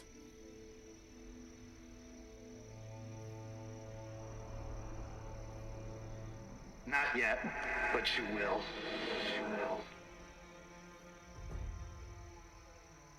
And if this was a different world, maybe we could have been on the same side. And this would have been a different conversation.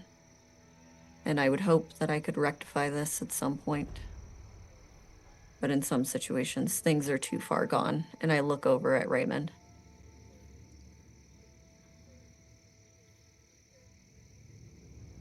I thought it could have been too. But then everything changed.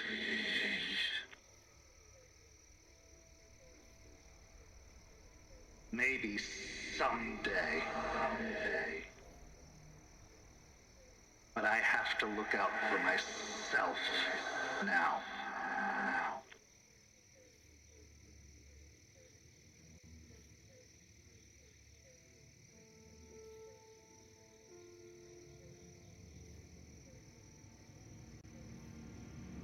At that point, the figure in the shadow starts to back up deeper and deeper into the darkness.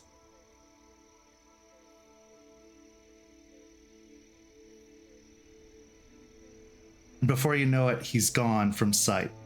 However, roll me a wits and awareness and know this is not sight-based.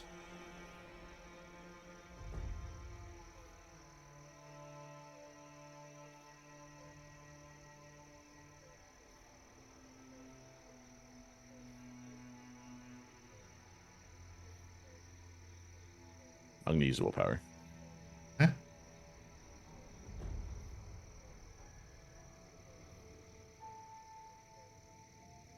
I got 6 successes.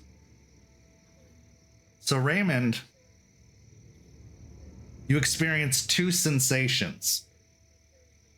Two that you often take for granted with your sight being as good as it is, but in this particular situation, it actually benefits you.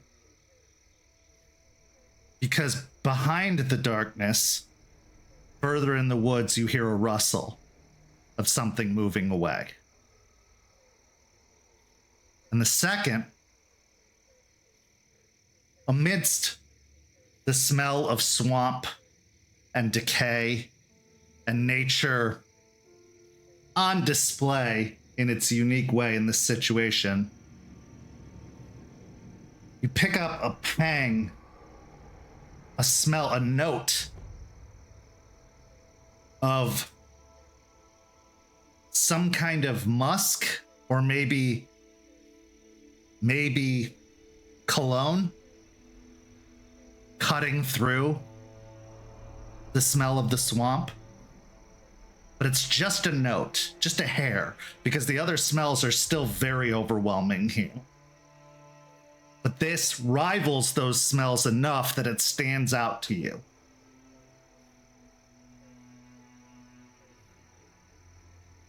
I guess 2 questions. One, did the rustling sound like someone moving or like a serpent going through the grass? Definitely didn't sound like a serpent.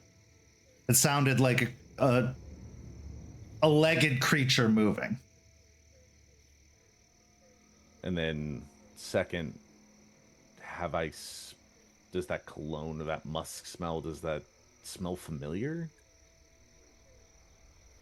Roll me a intelligence and academics to see if you can probe your mind. Actually, give me an intelligence and insight to see if you can probe your mind for a previous experience.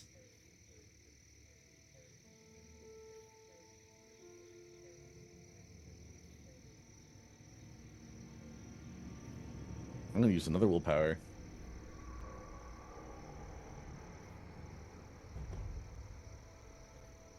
Three successes.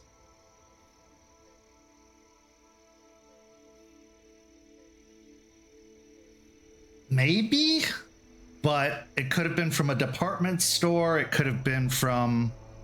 You can't pinpoint the location. It does smell familiar, but you can't pinpoint exactly where you would have found it from. I mean, you've been in the army, so you've been surrounded by men who probably were trying to do something about the smell of conflict and combat. But it's definitely a masculine smell.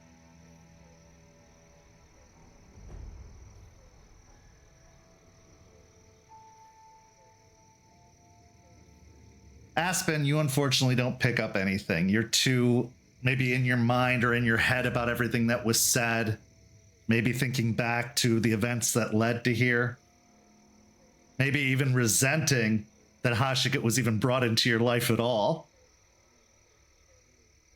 Yeah, there's a lot going through her head, but I will take Raymond as we leave and get closer to the barn, knowing that we're far enough away from that area, and turn to him. You're still going to take care of this. My offer wasn't that you would keep it. It's that we do nothing about it. So now your problem is to find somebody who will do something about it. Maybe talk to Artie. He's met a few Seps along the way.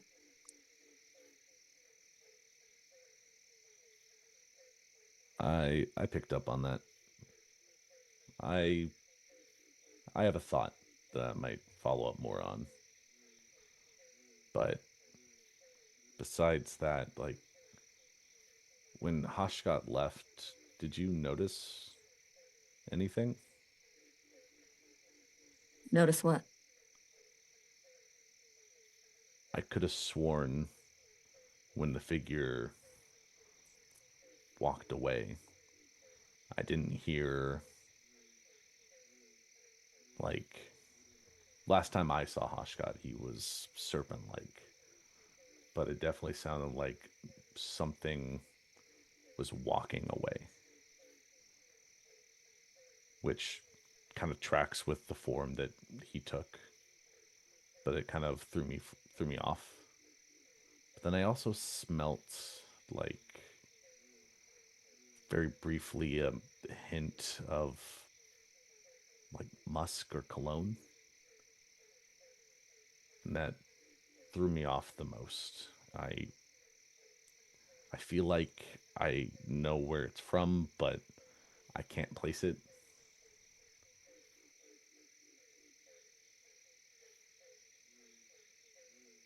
I'm going to talk to Eliza, some of the others. He's got his claws in someone else.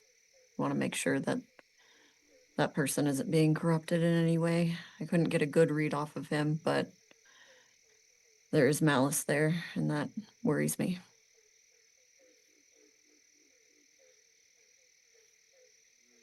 After this encounter with Hashugut, as you return to the cairn, close bond, you feel as if like that dirty feeling is washed away.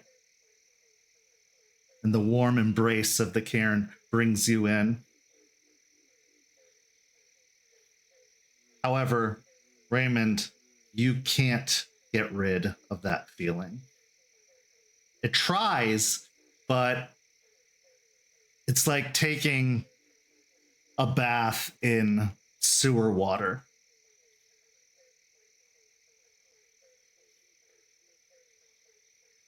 Speaking of Eliza, let's move on to our next scene where Jace has some very important questions for the Theurge.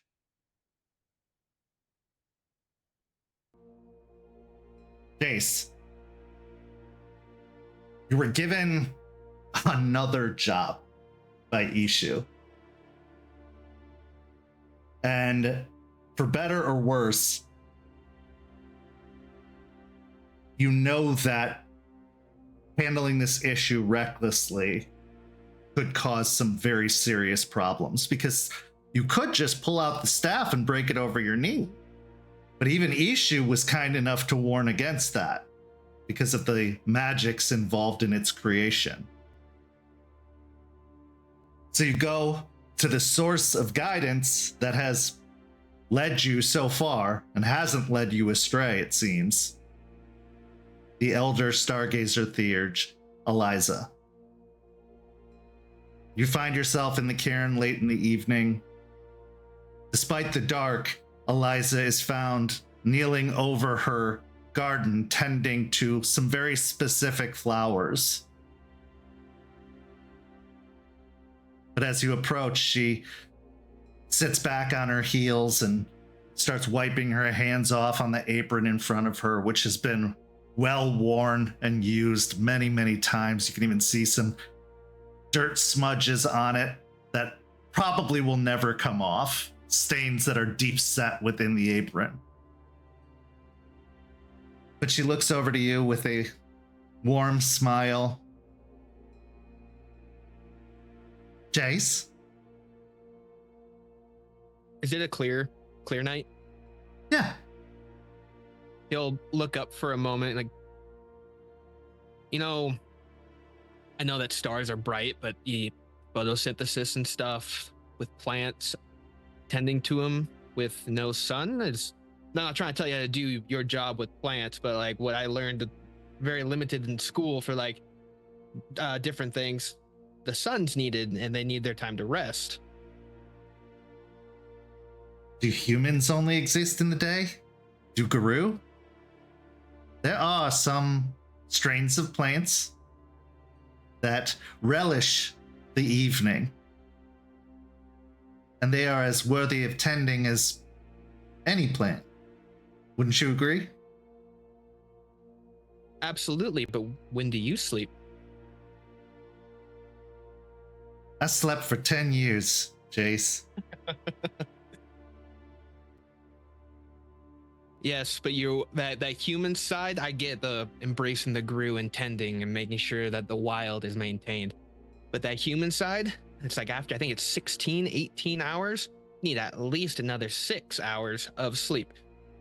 What do you think I'm doing while you're all off living important lives?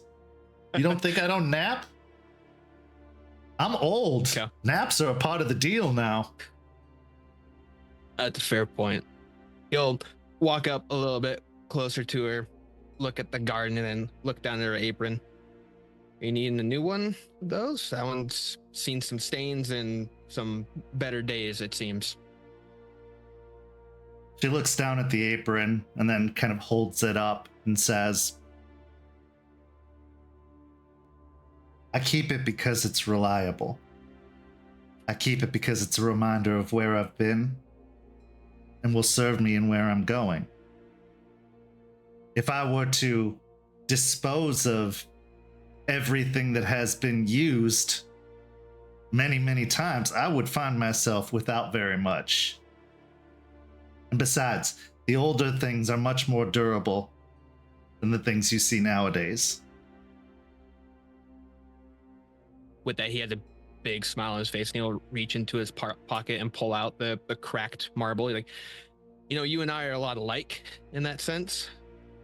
I have real no use for this other than the sentimental value that it has, just reminding me of where I was at when this happened and the memories that have come along with it.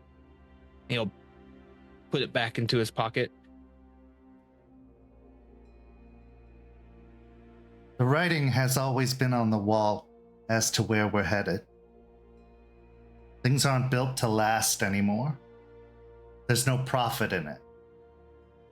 You can't simply order a part to repair your broken vacuum cleaner.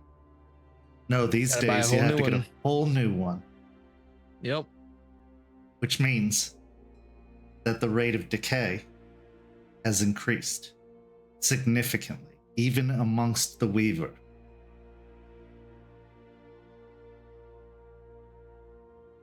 To be successful in what we're doing, we need to build something that lasts.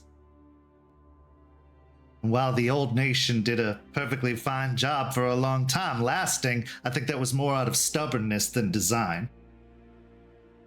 Because even there, the cracks formed, and the nation shattered. Yeah. The foundation is still there. The structure ascending. That's where we've had our issues. The foundation is Gaia. Correct. It's Guru as a whole. Not a particular political ideology.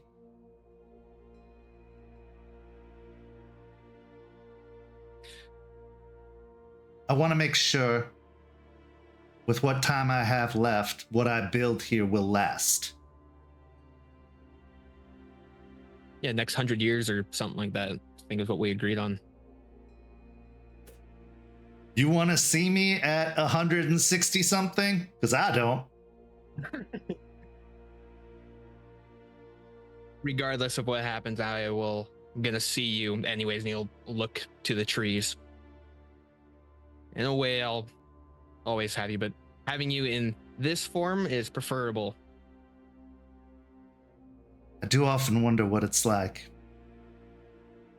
I've tried to ask Star and Alara and even some of the residents who have been here much longer than the others.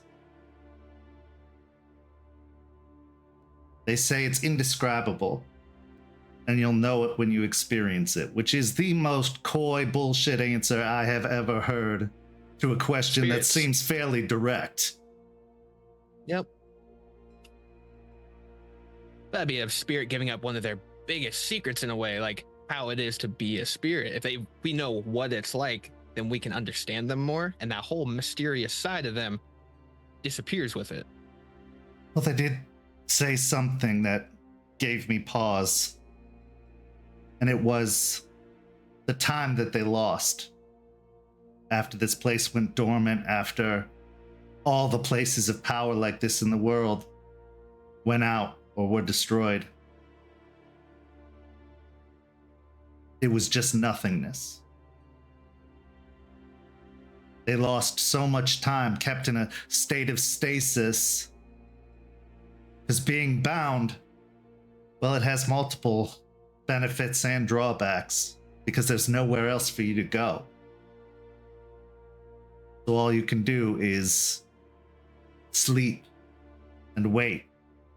And to some, it was like the blink of an eye. To others, it was an endless eons of darkness. That's why I this think- can't fail. That's why we must keep this place open and find others like it.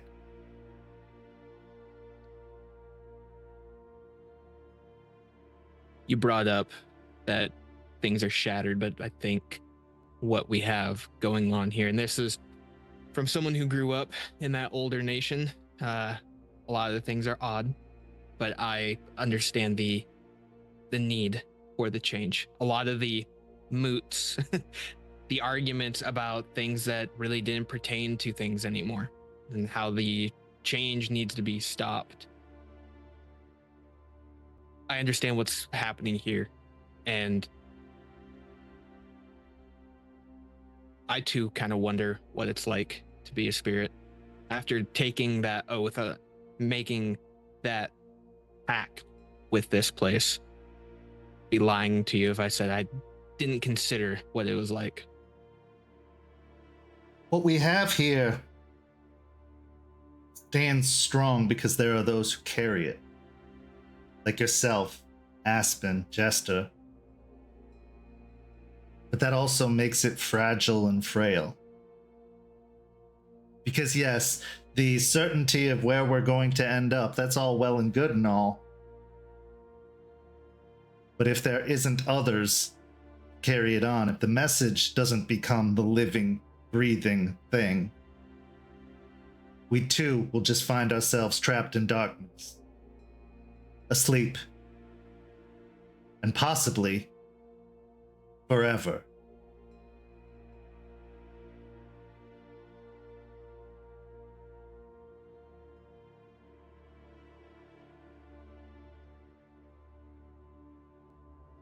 I have hope that this place is going to make it. Oh, as do I. I wouldn't be here doing all this if I thought there wasn't a... Plants at night? Yeah. But I'm also a realist. And I know that we are few. And out there are many. And I think to ignore that fact is folly. We have to protect one another, look out for one another. We have to keep each other standing as long as we can, but we can't stop there. We have to open other eyes. Because the more we become, the harder we are to erase. You need to be part of that, Jace. Now I know, talking to folk ain't necessarily a strong suit all the time. You got a keen mind. But you often let Aspen or Jester do the talking for you. I see it. You have a voice. Some absorb that spotlight better than others. I'll say things when things need to be said, but one, Aspen, she is very well spoken, and she's the pack leader. What I say does have weight, and I understand that, but what she says go. And Jester, even she'll talk circles around anyone.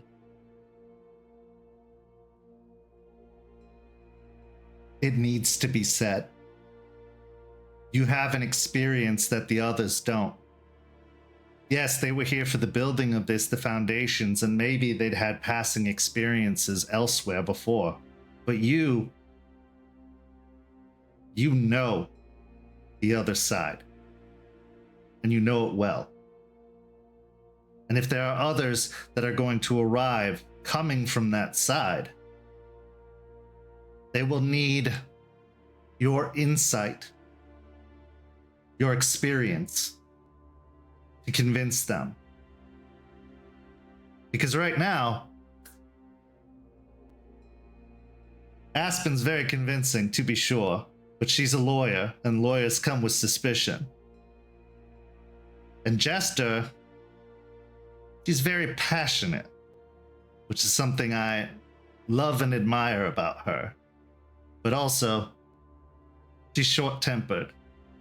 and she likely won't have all of the patience in the world for those who are dragging their feet on this issue. She keeps herself far too busy for that. I swear, even while I was tending to that girl, she was writing notes down about what she was going to do next and hatching some grandiose schemes, and occasionally in her sleep cursing Charles's name for not being able to hit him, but her mind is all over the place, and therefore focus can be a luxury.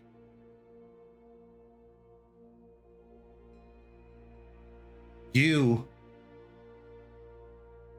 are the perfect emissary, go-between, or at least welcoming committee for those that arrive here. Because you did once. What convinced you? Had a pretty hard shove from Rat, so that was convincing in itself. Well, you're a theurge. That's a benefit that comes with the territory sometimes. The others don't necessarily have that luxury. There are 4 other moons, after all. There are, but thing about the other ones is they could have that connection, it's just they don't seek it out. Also, not all spirits are as open-minded as Rat.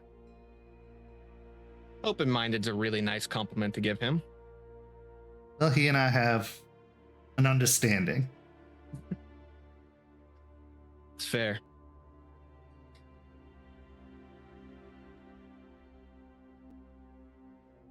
You spoke of bonds and how things strengthen them, and this place,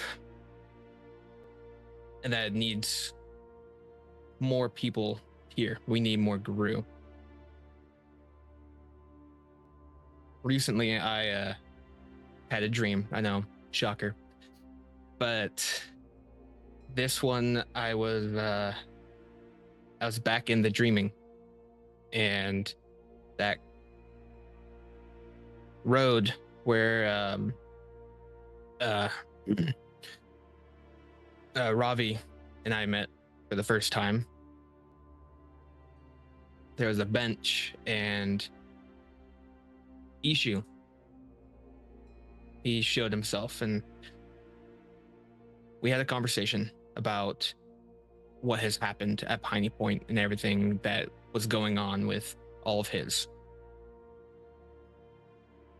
I rebrokered the subject on the release of Turtle, breaking that bond that is there to bring them back. But being Eshu, I have another task to do before we can move forward with that. Well, of course you do, Jace. The more you leave the door open, the more others are going to walk right through as much as they possibly can. Yeah, but this I know door that can't this- really close. I think you'd be surprised. But also, you're right. We do need whatever Eshu has to offer in order to free Turtle. But remember, once that business is done, the shop closes. There's no more coming to this spiritual ATM for favors. I'm gonna start adding a charge limit. Exactly. But before all that, before I start asking them any questions, and she reaches over and takes your hand and actually pulls you down to the kneeling position with her. She then places hands on either side of your face, and her skin, though it is wrinkled, feels still so smooth, even with all the hard labor she clearly does in the garden and amongst all the other things she does. She locks eyes with you, and gently stroking the side of your face with her thumb, she says, "It's not your fault. It was never your fault. These things happen to us. And yes, sometimes we can be the cause. And sometimes we're just simply the effect. You did right by them. You gave them hope where there was none. Gave them protection. And you showed them the way. And while some didn't make the full journey, others did. Because of you. Because of your dedication to this responsibility. To these innocent individuals. I know you feel guilty about Ravi's death. I know you feel angry. But you didn't pause it. You didn't pull the trigger, as they say. And you took care of those that did. You avenged them and saved others. I want you to hold on to this moment, this conversation, this idea, because it will likely come again. There will come a time where you feel somehow responsible, where you'll lose something that you've held dear and precious. But it's not your fault. Know that. And she then kind of pulls you in for a hug, cradling you against her for a moment before releasing you. All right, now, tell me all about this job we have now.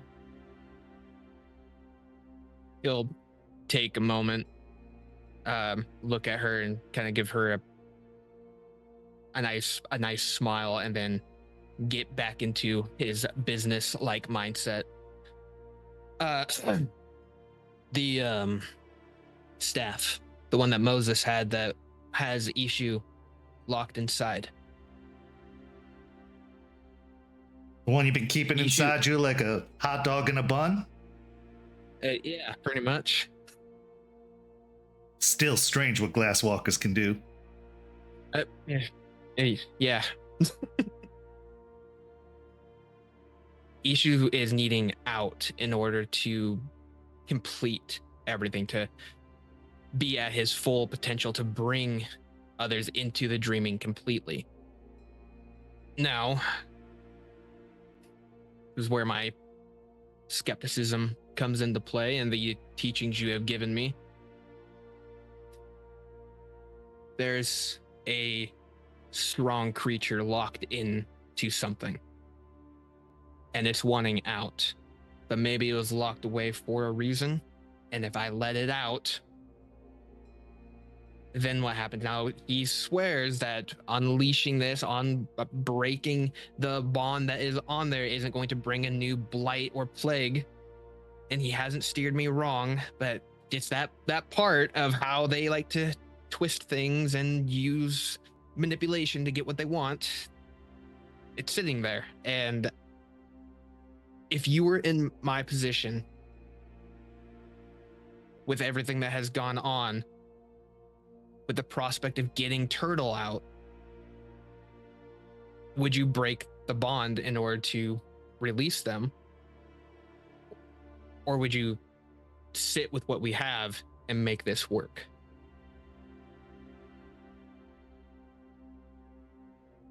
Have I ever explained to you what my responsibility was in the old Sept? Apart from wisdom and gardening? No. Well, being a stargazer, having an illicit affair with a Sept leader, and a child born of that Sept leader, who would never be acknowledged, there's a lot of reasons for one to want to leave. It seems like a very uncomfortable position socially for one to be in. I was a Bane tender. I was responsible for the safekeeping and holding of a great evil. But this isn't an evil that's going to go away on its own or wither away. It remains. And even sending it back to the spirit wilds proved fruitless because it would return, and quicker than most. Though it needed to be imprisoned. And I was the jailkeeper of sorts. But I also was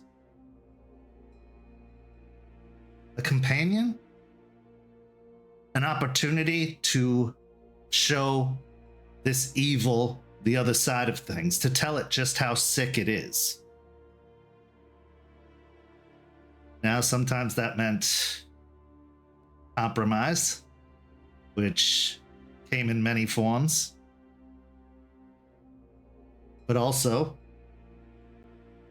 I made some headway.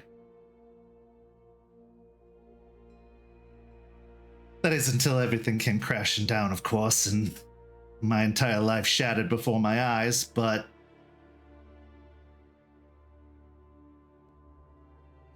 the point is, yes, you could keep this power under lock and key. Perhaps it does have some ill intent. Or maybe it was just like a steer lassoed out on the plain, pulled into something, pulled away from something, some kind of purpose. Now, what I've read about Eshu is, yes, they are a trickster god. At least so the human religions state. But they also were the trailblazer, the one who showed the way, the guide, who opened up the paths and carried messages between those on opposite sides of the trail.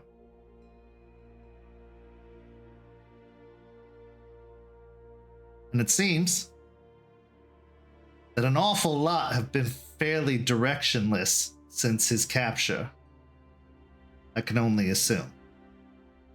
And while it afforded some luxuries and some freedoms through Moses and now you, that's like getting served a plate of beans in solitary confinement. Luxury that pales in comparison to the life you knew.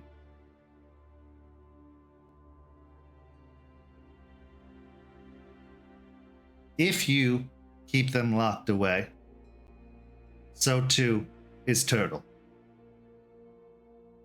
And that's all well and good. It happened for a reason. They made a sacrifice and they are living through the repercussions of that choice.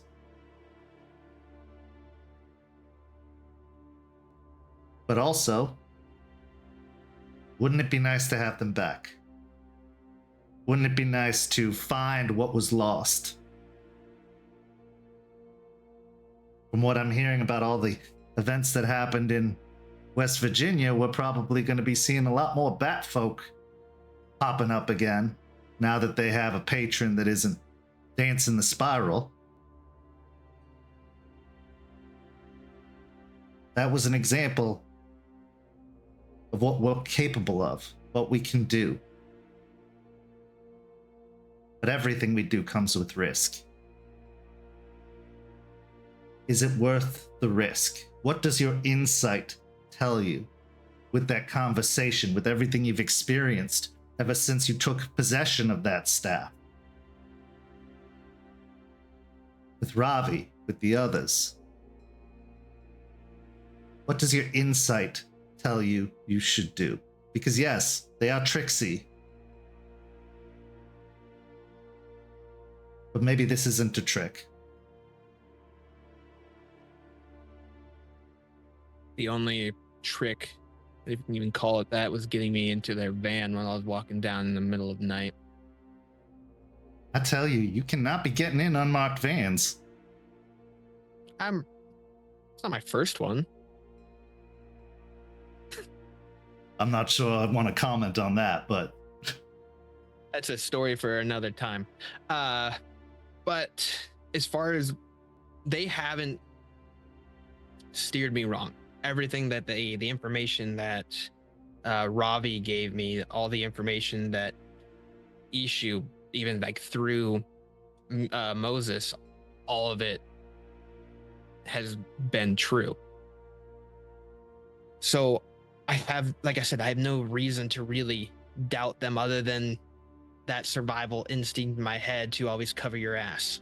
Like, are you making the right choice? But if I was just going to go on a gut instinct, it would be to release him in order to get Turtle back. Because in the end, even if Eshu is using this to manipulate me, the guru, to get him out, just to even get Turtle back, that shows a lot to the spirits in the area, and that not even just this area, in a whole, that Turtle was connected to, that the guru are not who they used to be. It's a way of us turning over, the showing our new path.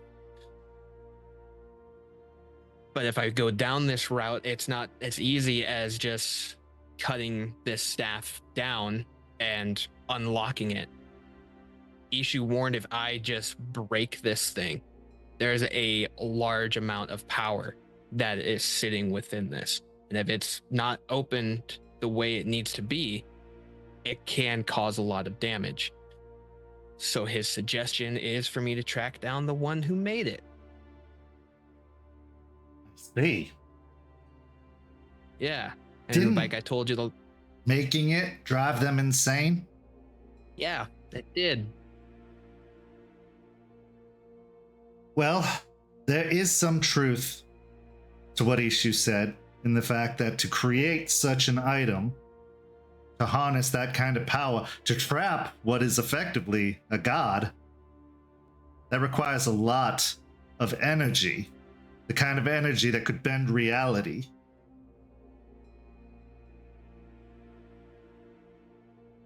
I don't know the first thing about that kind of energy. Yes, I do alter reality in my own small way, as do we all, but it's very tangible. This is intangible forces you're working with.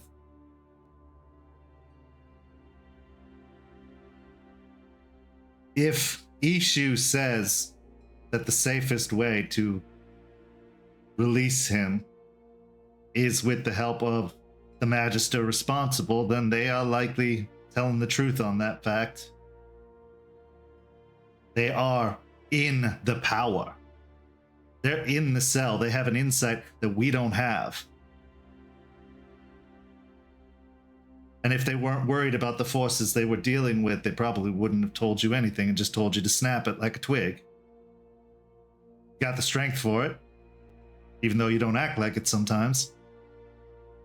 You know, sandbagging part.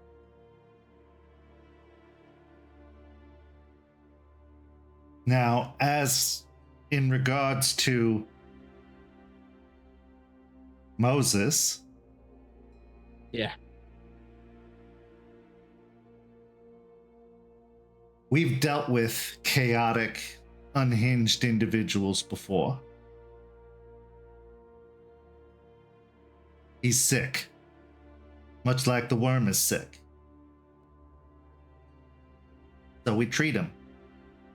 We tend to him. We bring him back around. We find the clearing in the darkness, much like we did for Xander.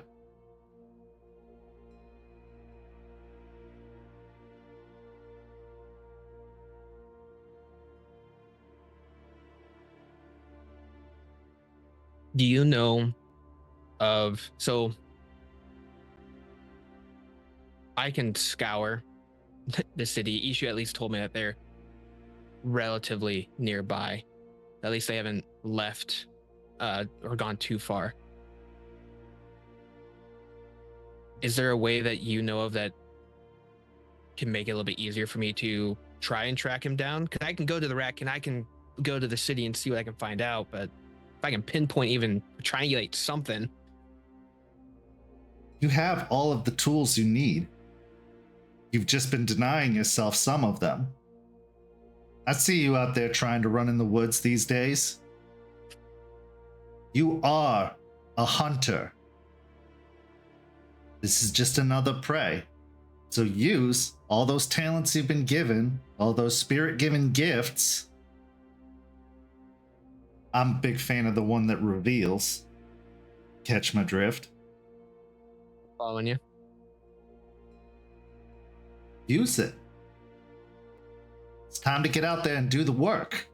It's not coming to you. You have to find it. This isn't like the threat we just dealt with, where it was knocking on our door constantly. No, you gotta root it out like a rat does. And if it's around, you'll find it. As big as this city is, it's just a small place compared to the Umbra. When you're right, you're right. Yeah, I can do that. Nice little walk through the city as it truly is. Now, I would say be careful who you tell about Moses and what he was capable of, because that power can definitely be used to sway and shift the very reality of things, it seems. So, yeah. While I know the rat can have been a great resource and the city has words to say, don't forget that information goes both ways. And no one is without a price. Not even the city.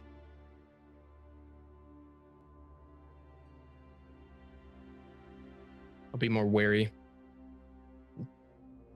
Play everything close to my chest for the time being. You got this pack to help you. You got this sept of a like mind, the desire to do good. But it sure would be tempting if you could change the way things are into anything you want it to be. Maybe bring back those you've lost, or erase an entire set of beings.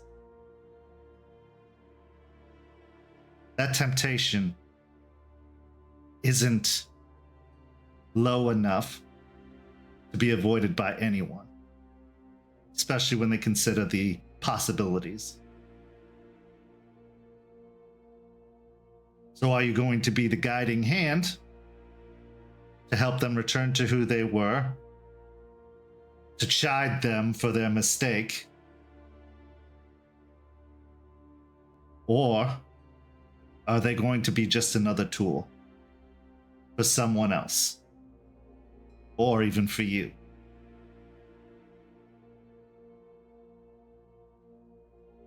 I try not to use people in such a manner. I know you don't. That's why we get along. But everyone, or I should say no one, is beyond reproach. You've lost a lot, Jace, and you continue to lose things you care very deeply about.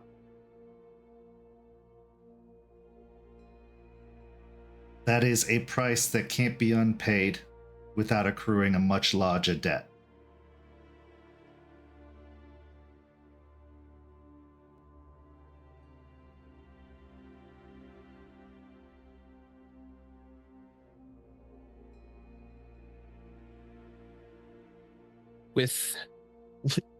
With all that, I will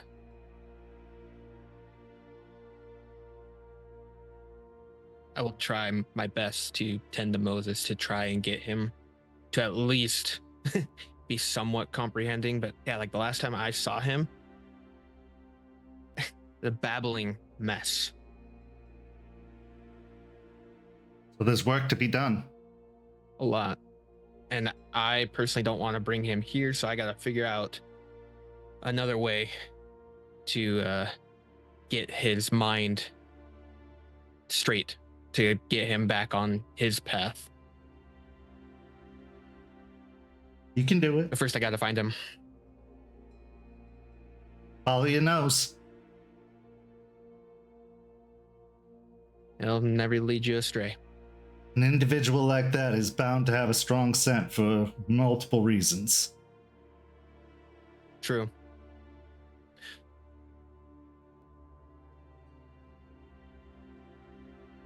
There's something that's been bothering me since Piney Point, if you don't mind. Of course. When we stepped in to help with the, I don't know what to call it, the dinosaur thing. A greater firmling, but yes, yeah, it looked that. a lot like a dinosaur. Yeah. When we came through, you utilized an item in order to protect yourself from the balefire that came down. And as we got closer, you were gone, which in a way helped me, because then I knew that you at least were in that immediate danger and I could focus on what was going on. It's when you finally came back and released, there's been a lot of talks that I heard about at different moots about abilities that each of the auspices have. And there's some that we utilize a lot. But as the urge, there are some things that we were told not to deal with, to not touch. And Kat, you're familiar with like Arthurian legends and all that kind of stuff. Okay, cool. She gave me an analogy of how Emrys used his versus how Morgana used her forms of magic. Both with purpose, but the purposes behind it is what corrupted the being. I'm not saying you're corrupted, I'm curious. And I'm grateful that you did what you did. It turned the tide. But why do you hold? I know you just said that you're the warden. But that's a lot for one person to hold.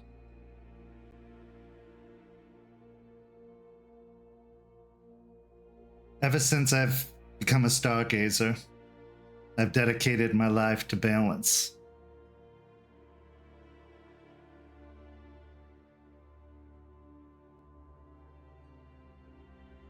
When I do what I do, it comes from that place of balance. As much good as you see in me, Jace, there is an equal amount of everything else. That is how I must exist, in between. Not one side or the other. Although I have been pushing a little bit more towards the side of righteousness and good, what allows me to do that is how wrong everything else is. How much has gone the wrong way. And, well, I got time to make up for when I wasn't watching the scales.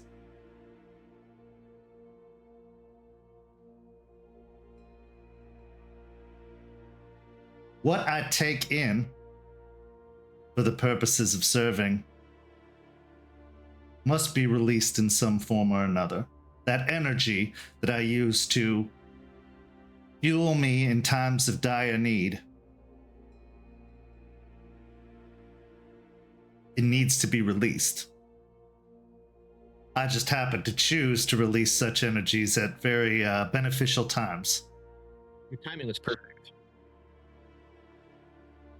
And I always keep a reserve. Because like I said, as much good as you see in me, so too must there be bad for me to maintain balance.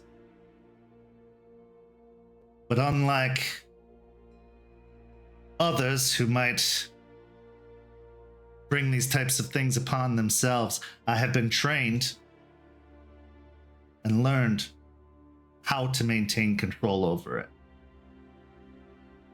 How to keep it where I want it and to use it how I want it and not the reverse.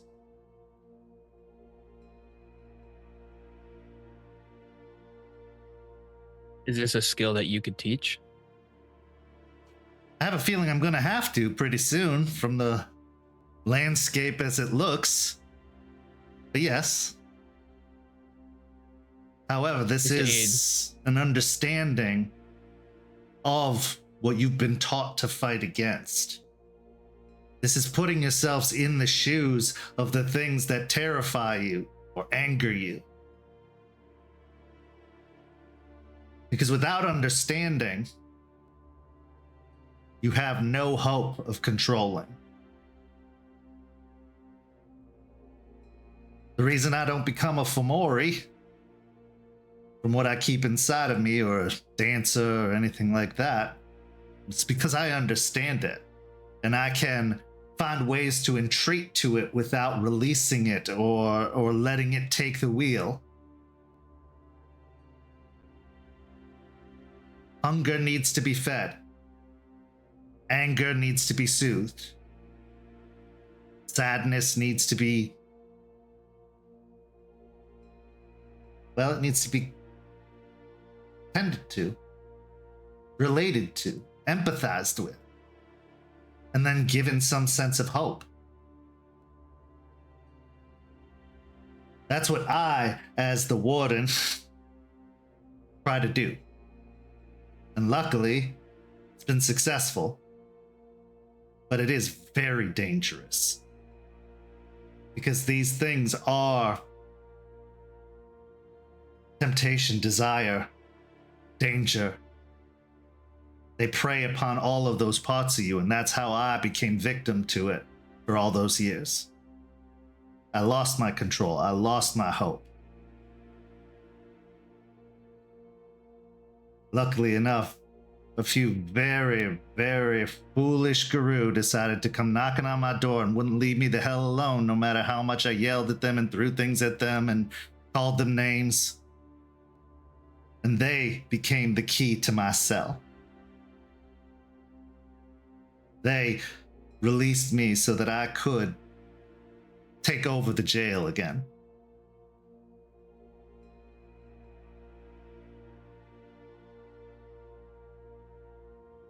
With everything going on and, like you said, the landscape, the way it's becoming, if you're needing help with the burden of all of it, I'd be happy to take on another lesson from you. And I promise to pay close attention. It's about Bane, so it's a bit of an interest for me.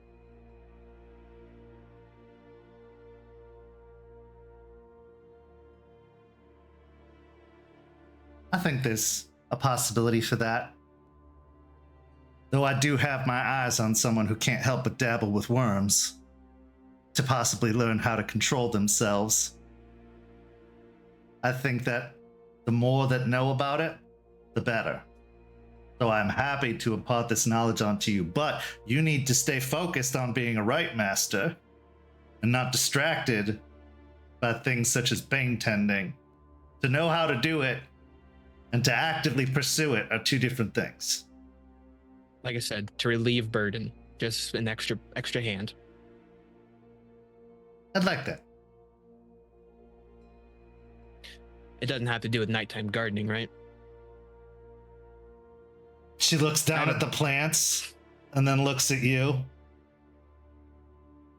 Maybe it does. Or there are banes of insomnia and sleeplessness. We'll put those on the back burner. Let's handle the other ones first. And, I got a bar to run and stuff. There's a bunch of banes for that need to be, What? But luckily I have tonight off. And he'll grab a little trowel. So dig up or digging in to put new things in? Right now, we're creating new homes. So dig in, create the space. But the others, they just need weeding and tending. Much like a bane does. And as she All right, Mr. Miyagi. turns your attention to the garden, and the two of you begin, the lesson has already started. because the way she refers to plants could very much be the way one would refer to spirits or banes. And as you begin learning, or I should say continue learning, this is where we will go to our break, finally. We'll be back in just a few minutes with the second half of tonight's story.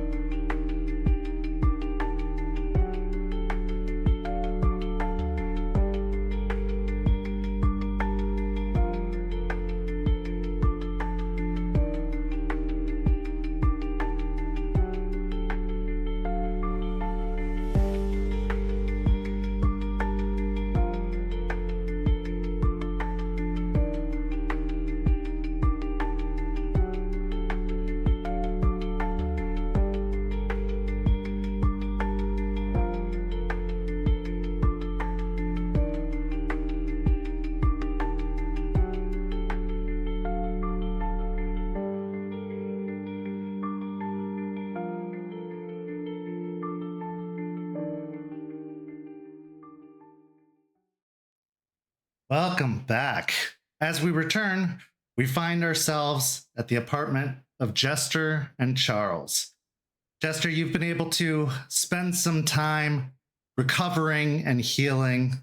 You're feeling more and more like yourself the more time passes, and you feel like the physical damage has been dealt with, but the emotional and psychological damage might take a little bit longer because that was a horrifying encounter, to say the very least.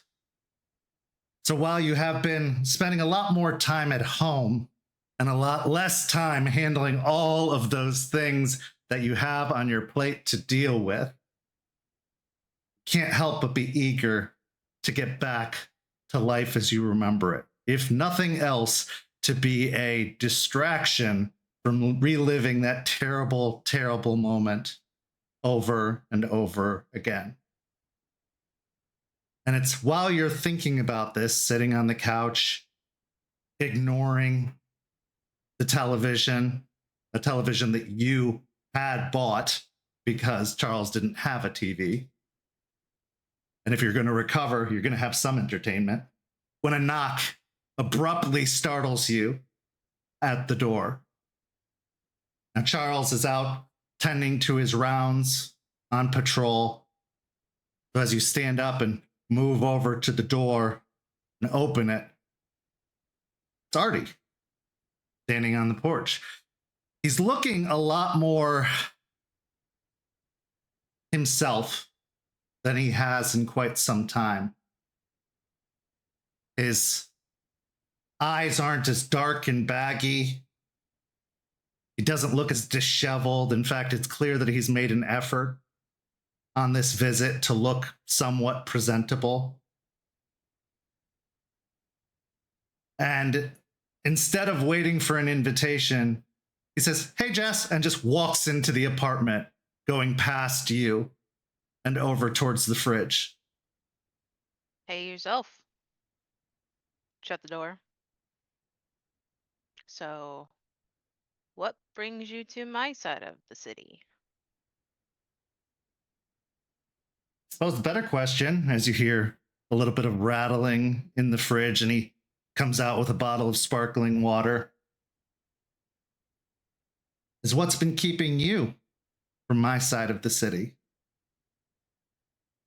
And then there's the hissing of the cap being opened and he starts to drink it, but never breaks eye contact with you.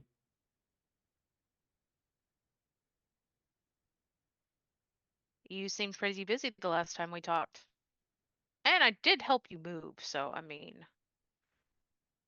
Oh, so you've seen it at least once for the price of pizza and beer. Yeah, I remember. Well, first off, how are you feeling? Better. No more Good? soreness. You're okay? You're up and moving and not vomiting anymore? Okay. Yeah. Because I'm very cross with you. You're cross with me. Yes. Cross is the word I'm going to use instead of annoyed, pissed off, betrayed, angry, or just hurt. So cross. Do I need to sit down for this? Whatever is gonna happen now that you're cross with me? Sure. And he comes walking over and plops down on the couch where you were sitting. Did I do something to you? No. I'll move to sit in the chair Charles sits in a lot. What makes you 'Cause- think you did something to me? Well, you do. Time was, we were thick as thieves, tight as could be. And then you came to ask me for something. And you left. And truthfully, I don't feel like you've been back since. And truthfully, I'm not actually cross with you as much as I am with myself because I have a suspicion as to why. And To be completely honest, you were probably right.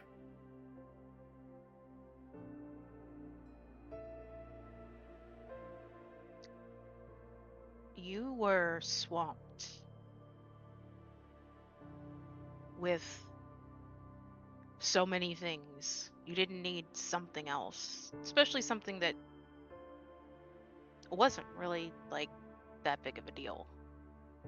I found it pretty easily outside of coming to you. It's from you, it is a big deal. You aren't work. You, Aspen, Jace, you're not a job I do. Was I overwhelmed with work? Yeah. It felt like an, dystopian apocalyptic situation, and I was trying to figure out how I fit into all of it. Because I'm not the fighter, I'm not the gift user. I'm the guy in the van. Like I've always been.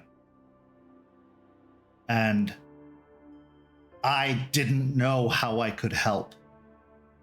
I didn't know what to do, so I needed to find something because I couldn't just sit there and let you guys do everything. How is that a teammate? But in truth, I was going down a really bad path, and it didn't take until later and Aspen coming to me, telling me just how bad it was, that I recognized it, that I took steps towards fixing it. And one of those steps is apologizing to you for whatever way I hurt you or upset you or made you feel like you couldn't count on me or rely on me. You didn't upset me, Artie. It got to the point where it felt like adding one more thing to your pile of shit would just be the breaking point, and I didn't want to be that point. What I should have done was unload the other things, because you are not one more thing. You're my best friend, Jester. And I don't mean that lightly. You're my sister, you're my packmate, you're all these things way more than just one more thing. And the idea that you would think anything else, not great. I want to undo that. I want to change that, because I don't want it to be like this. I don't want this weird distance between us. I don't want you feeling like you can't come to me, because then there is no van. I'm just a guy. And that's all well and good, but like, I'm your guy. I'm the PAX guy. And I was getting obsessed with feeling useless and was doing anything I could to avoid that. But I know you don't think I'm useless. I know none of you think I'm useless. I know I'm helping, even if it's just being morale or whatever the case may be. And I'm trying to let that be okay. I'm trying to let that be enough. And I want to undo whatever I did to make this weird.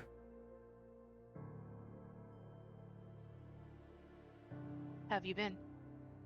Aspen, well, I didn't visit for a while because you seemed to be either busy or sleeping a lot, according to Aspen. So, I don't know, maybe I was feeling something had changed. She said you were taking a break, which was good.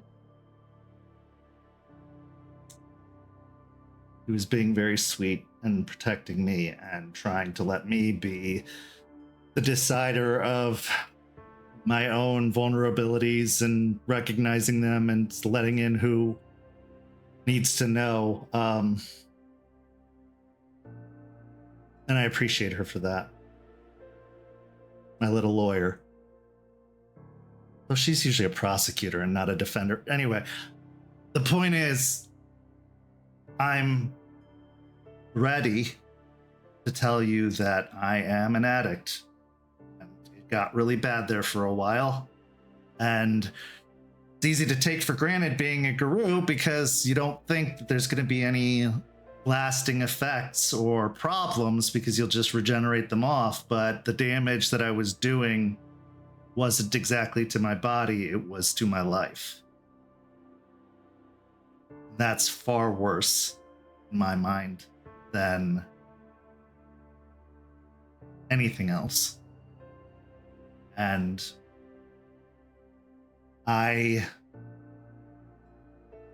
am getting help. I am recovering. I'm actually doing really well, and I want to now make sure that whatever damage I did, I tend to.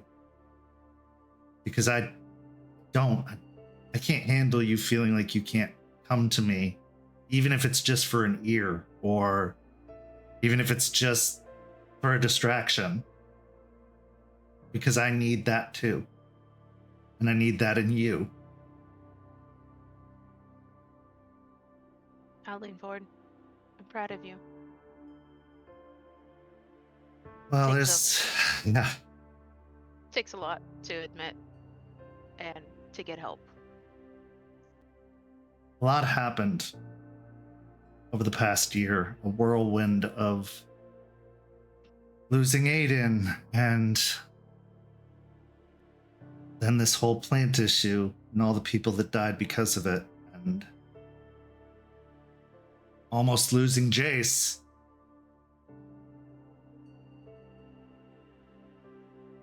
And then, I don't know. You know my dad's in town? No.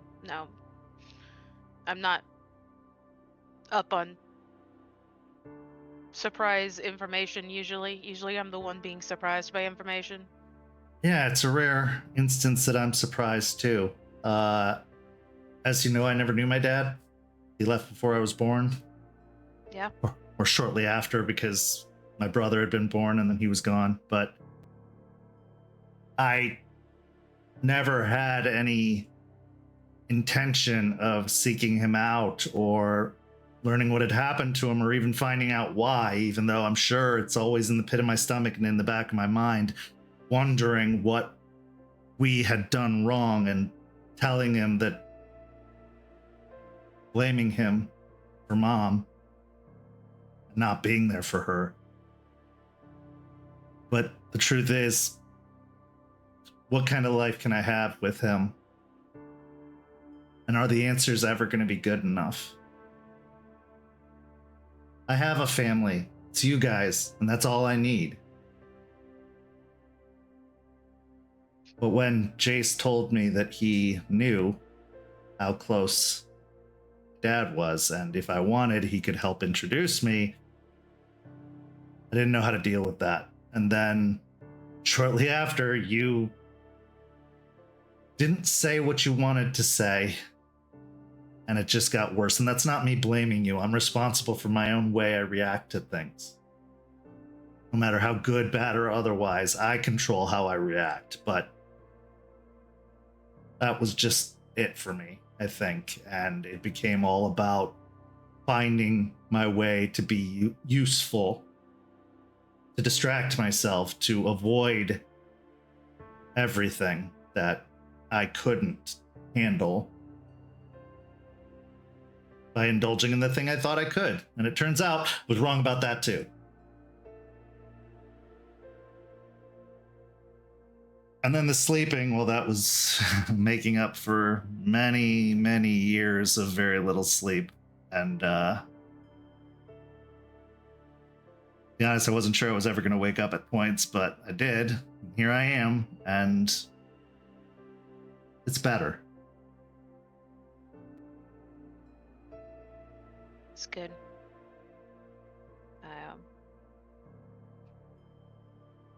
Has Aspen told you? Maybe, but I'd rather you tell me. My mom's in St. Pete. At a rehab center. Pretty sure. No, got it confirmed. Bateman brought her. A lot of that going around, it seems. Yeah.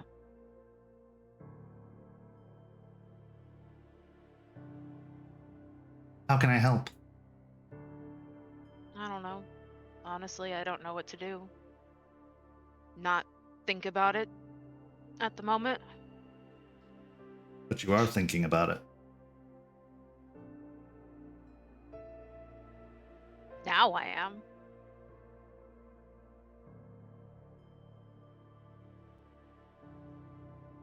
Get her So? away from Bateman, and then figure out.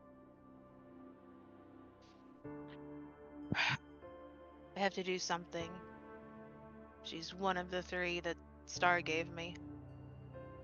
So, I guess I have an opportunity to help her. Do you want to? I don't know. I don't want to open those doors and let everything come out. I'm not ready for that.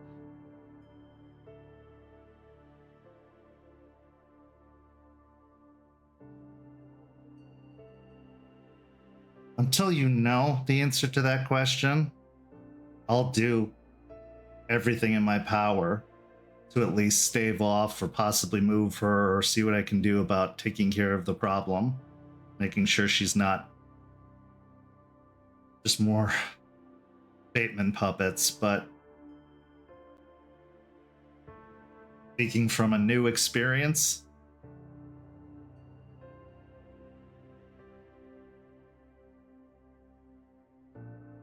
I would give anything to have the opportunity to apologize to you for everything I did wrong. If that was denied me, I don't think I'd ever truly be at peace, addiction or no. And that's coming from someone who loves you, not even the one who birthed you. Well, she didn't birth me either. That's the other one. I have too Oh, many right. moms in the Jesus, city. that's right. Okay, well, the one who raised you then. Yeah.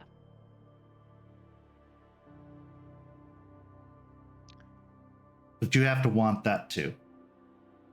You want that apology or not. Because if you don't, and there's no reason not to, some doors stay closed after long enough, that's okay too. No, it'll have to happen. Just not yet. Not yet. We never For talk you. about your childhood very much, though. Do you want to?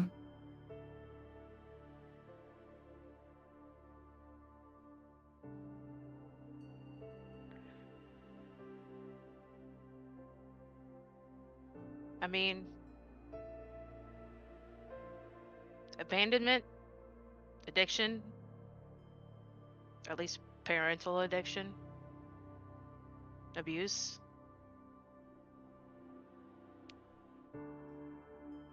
You could see on his face that it looks like some puzzle pieces are falling into place. Sorry to expose you to all that again. It's okay. It's not. But You didn't expose it to me, or expose me to it. You were dealing with something that's very hard to deal with, and you're doing a really, really, really good job. A lot of people can't even admit to themselves. And you aren't just here for me. I'm here for you too, Artie. no. I wasn't upset at you. I wasn't angry at you. I just wanted to make sure that you were okay. I am getting better. And I don't think I'll ever just be okay. But I will learn how to deal with it better, and I will do my darndest to make sure that it is not what's fueling me. That it's not my purpose or my motivation or whatever the case may be. But I'm always going to be this, and that is a bitter pill to swallow, but also it's a lot better than being this and alone. Right? And you're not alone. No. You're not alone on this. You're not alone on the stuff with your dad. Trust me. Yeah. I get it. How I much get it. more do we need to have in common? Because this is getting kind of weird. Ridiculous. We're even dating Silver Fangs. It's crazy. That is so messed up. But, I mean, that repression does some good in private situations. I know you were there for me. I just could not Reach out. I couldn't deal with the fact that that was all that was happening. Was people being there for me, was people taking care of me, I was alone for years taking care of myself, and that's a hard habit to shake. I'm sure you understand that, and it's Weird. it is weird. Uncomfortable. Very uncomfortable. Like you don't deserve it and you will end up owing them something even though they don't ever expect anything from you. All of that and then some. Yeah.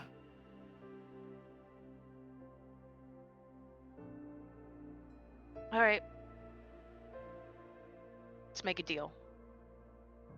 Okay. We push past the uncomfortableness and we lean on each other a little more. Easiest deal I'll ever have to make.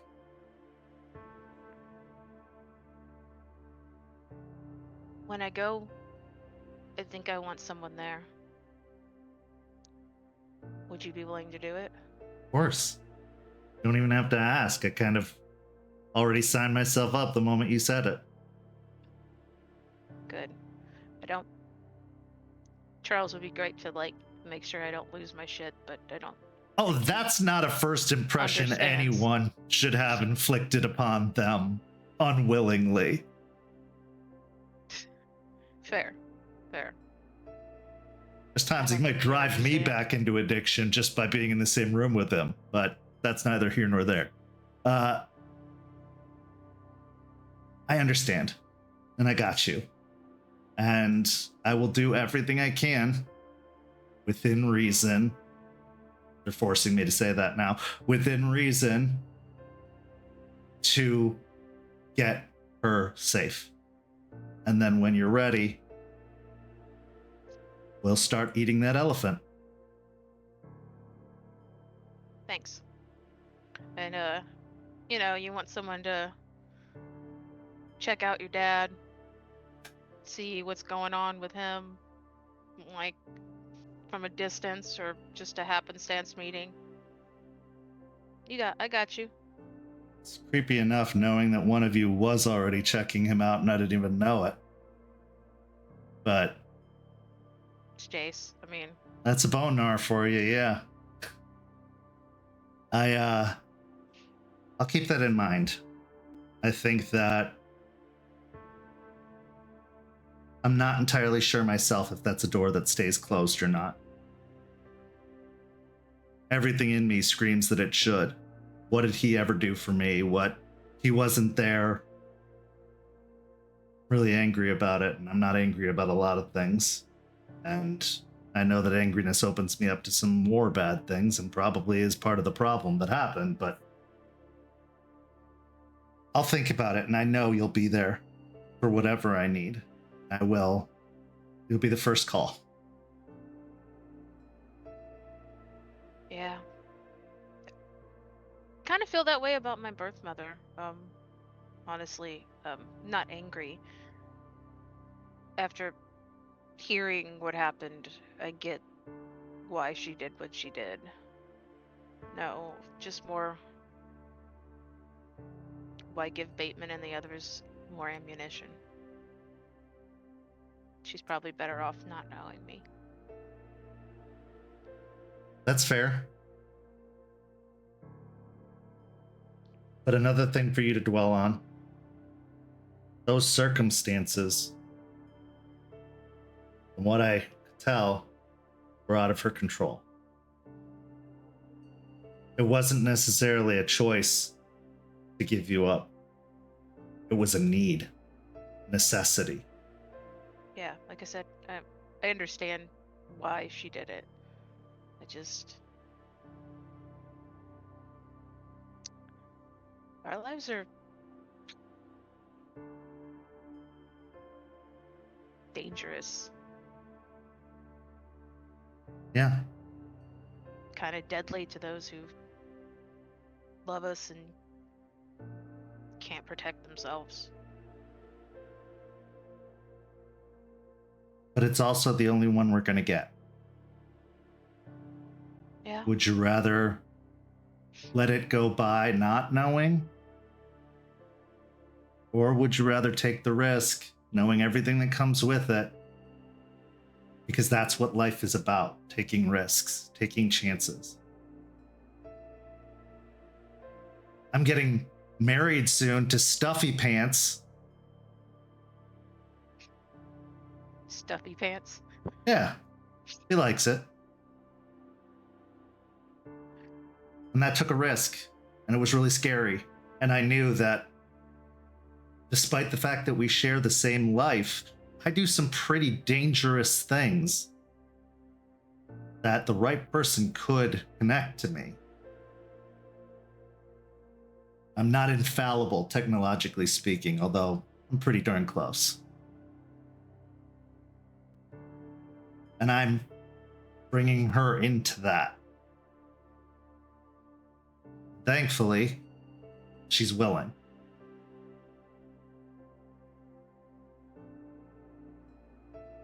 No one is safe from what we are or what we do, not even people who aren't involved, because this war is raging all around them. And try as we might to protect them, they are in ground zero. No matter how far, no matter how close, no matter how what, it's not something you can't escape. You just decide what kind of chess piece you are.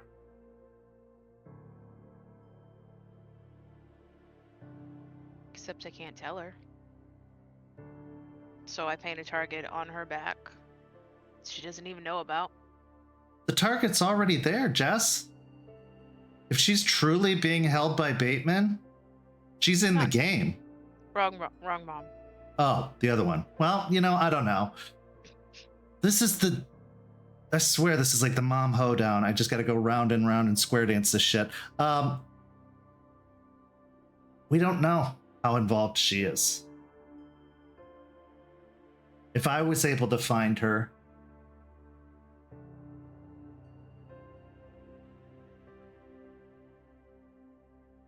and maybe you can't tell her, but at least you can keep a better eye on her. There's really clever and careful ways to maneuver getting people safe. You're good at it. Look what you did with the bikers.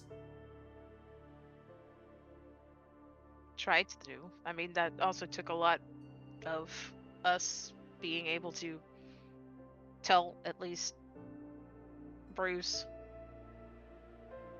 Yeah.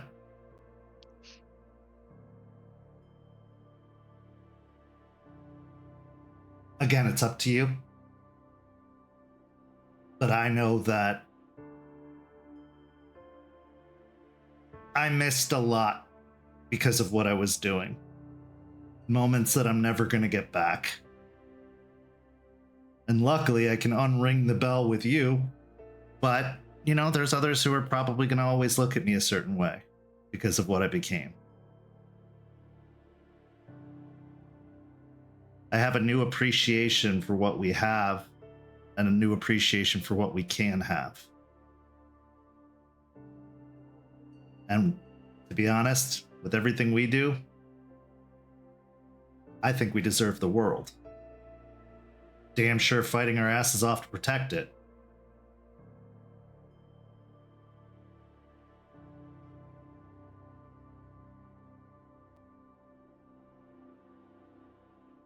It's kind of a brilliant way of looking at things. We're gonna do the job, and we're gonna do the job for eternity. While I'm not contained in whatever tree I'm gonna end up in, and I've scouted out a few, and I'm really worried that's what I'm gonna be, is the shortest one of all of them. But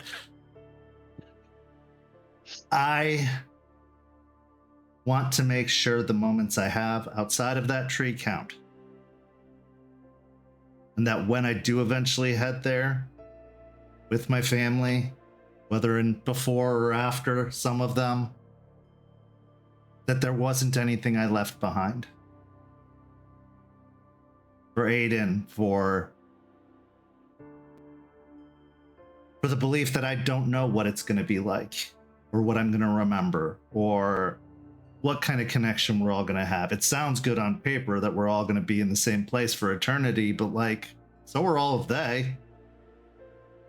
And they seem kind of meh about it. You don't hear them having game night or, you know, chatting it up. They just are there.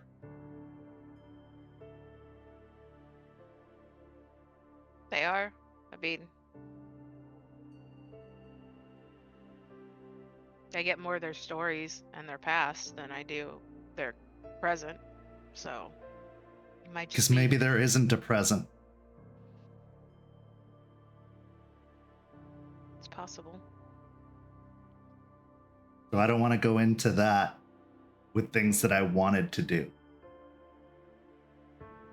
or wish I'd done.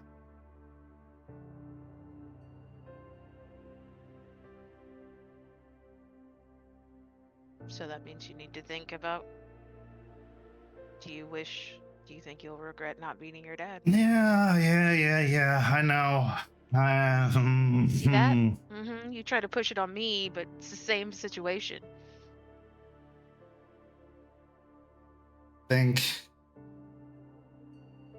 the difference is he could have stayed. I'm not sure the same is the case with your situation, because you tangle with the mob. That's a very messy way. I mean, you want to talk about exposing people to a life they shouldn't be a part of. Yeah. Mine made my world worse by leaving. At least that's how it feels. When it stops feeling that way, then maybe. What do you think you need to get there? I think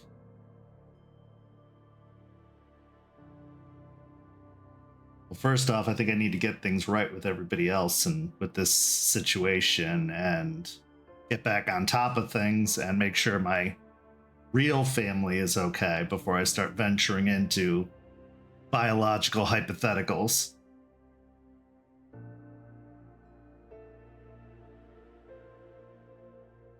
And I think that I need to feel like he can't take it all away again somehow.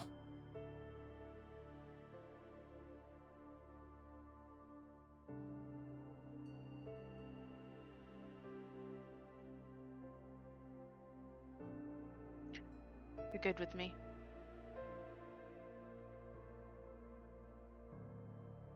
I'll acknowledge that you said that, but you're going to have to expect some overcompensation here for a little bit. Okay. You know,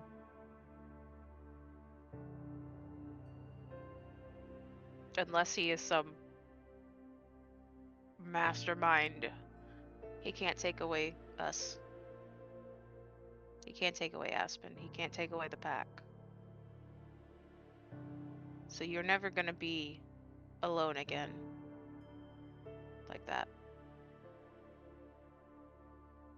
Question I never thought I'd have to ask myself is, what if he's a vampire?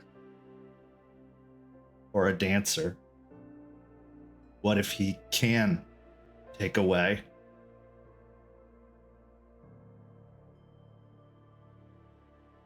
Then we fight to keep it. I was told it isn't hereditary to be what we are, but you've disproven sister. that. Charles has disproven that. What You'd if? think- Yeah, go ahead. Just, you'd think, with like all the traditions that we passed around and stories and stuff, like, we'd get some of it right. Or at least, like, be like, it was a thing. Obviously, the Silver Fangs know. Be nice if they shared it with everybody else. That's not how silver fangs work. I think we both know that by now. Yeah, I know. Knowledge is power, and they have to be the powerful ones and wear the crowns and sit on the thrones. I'm glad I found the one broken one. Or Yeah. malfunctioning one.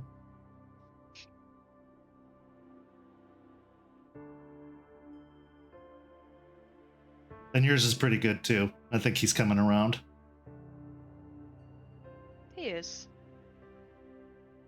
So I will one day see him in like a Tommy Bahama t-shirt or something before I die. That is one thing I am going to like keep on my list. Maybe Ron John surfwear. Oh my god, did you not see the pictures of us in Gatorland? No, Okay, hold on. I was too I'm gonna busy go like grab- turning off cameras and shit. I'm gonna go grab my phone and then hand it to him of the time we were reconning. It's undercover. Oh, we I going managed to do under a it. cover again. I'm gonna come up with some fake stinger operation. It's happening. And I'm gonna do it at like a country western bar, so he has to go full on cowboy. Okay, I'm down.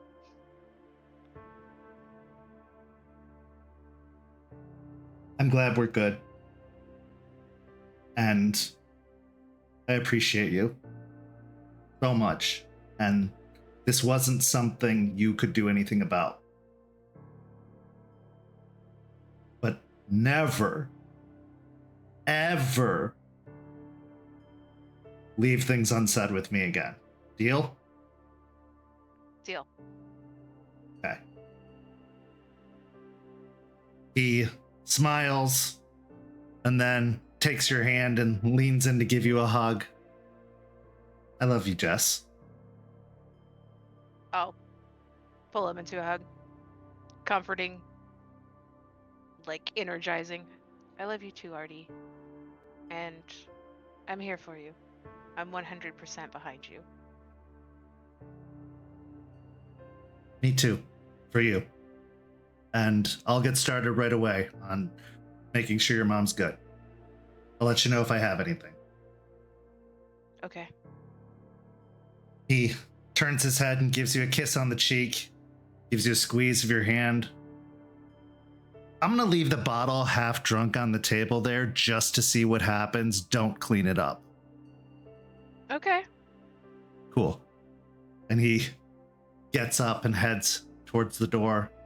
I mean, all he's gonna do is just sit there, sigh, look at it, look at me, and then grumble and pick it up and clean it. But you can tell him it was me. In fact, I insist you tell him it was me. Okay. Okay. I'll put a sticky note that says Artie's drink. And tell him I'm coming back for it. So it's gotta stay right there. Okay. Awesome. He gets to the door. He turns and gives you a wink and a smile. And then he opens it and leaves. What's going through your mind after this reunion of sorts with Artie as you remember him, not Artie as he's been? I'm relieved. For the most part, I'm relieved that Artie is okay, and I'm happy that he is taking steps to manage his addiction As someone who has been, I guess, a loved one of an addict, I know that it's a process that he's going to have to just keep working on over and over again, but I hope that he does understand that I am there to support him 100%. But hearing about his dad and talking about my mother's definitely creeps close to bringing those parts of me that I keep locked away from opening it up, and I'm not ready for that particular whirlwind of emotions that will come when those doors are fully open. So instead, I will grab my computer and begin working on anything. The silver record that I've been slowly putting in a digital form, an article I am working on to try to sell to any of the local newspapers, whatever I can to keep myself distracted. And with that, finally, we transition to our final scene of the evening.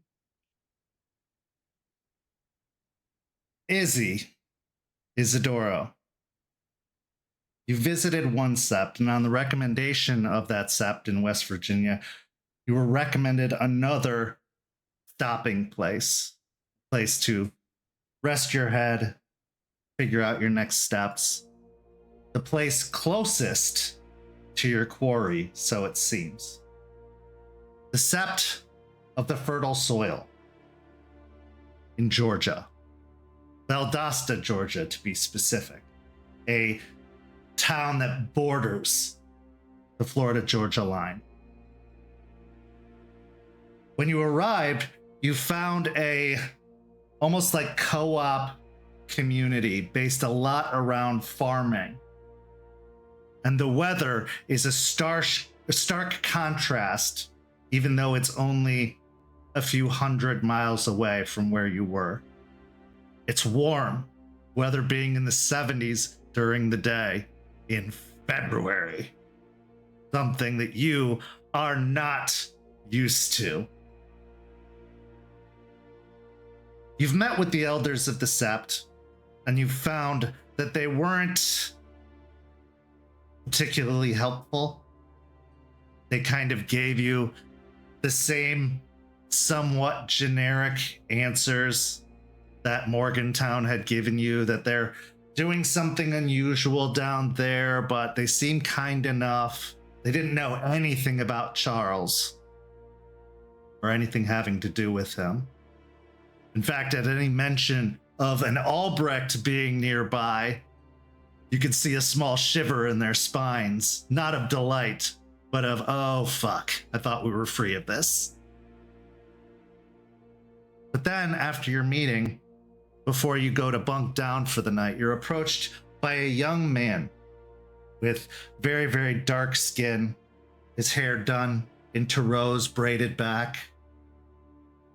A young Theurge on the rise who had been working to learn as much as they possibly could. And they were there with the greeting committee, and they were there in the background of the meetings. But as you go to leave, they actually try and take you aside to ask some questions. And as you follow, you end up out in a barn, out in one of the fields, and you can see that he is getting seeds in these large bags ready to be planted. And he looks to you and says, "So why are you so interested in Florida anyway? I mean, there's a lot better places to be." Oh, I'm sure there is. And with that, Izzy will instinctively just go and start assisting, who I assume is Terrance, with moving around these bags and burrows of seed. As Izzy sort of continues and goes, You know, I remember you being among the greeting committee, but I don't recall your name exactly. I assume you know me. Izzy, entwined smiles with claws and just sort of offers a handshake. Yeah. I'm Terrance. No cool, fancy guru name yet. No? Oh, no. come on. Not even one in your heart. Listen, all right. Secret from someone your elder. Even if you don't use it, you're going to get so many more points with all the old fudgy duddies in the nation, even if you just have it. My tip to you. Guess if I had to think of one, it'd be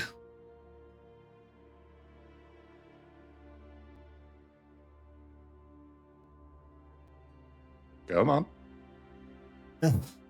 it's really stupid, but You're talking to a guy who took something I do all the time, a nervous tick, honestly, and made it part of my deed name. So come on, you can lay it on me. well, so I was kin sought, right? And my kin seeker was he was really new to it all, but I don't know if I could have transitioned as easy as I did if it wasn't for him. I mean, I've heard horror stories of people's first changes, and mine was seamless. I was obsessed with wolves my whole life. I was even volunteering at the zoo with the new red wolf exhibit they were doing to try and help bring back the population. I mean, it probably was meant to be completely honest. Even just we're 3 sentences into this and you sound like Gaia made you and put a fancy little Garu stamp on you. Yeah, but Aiden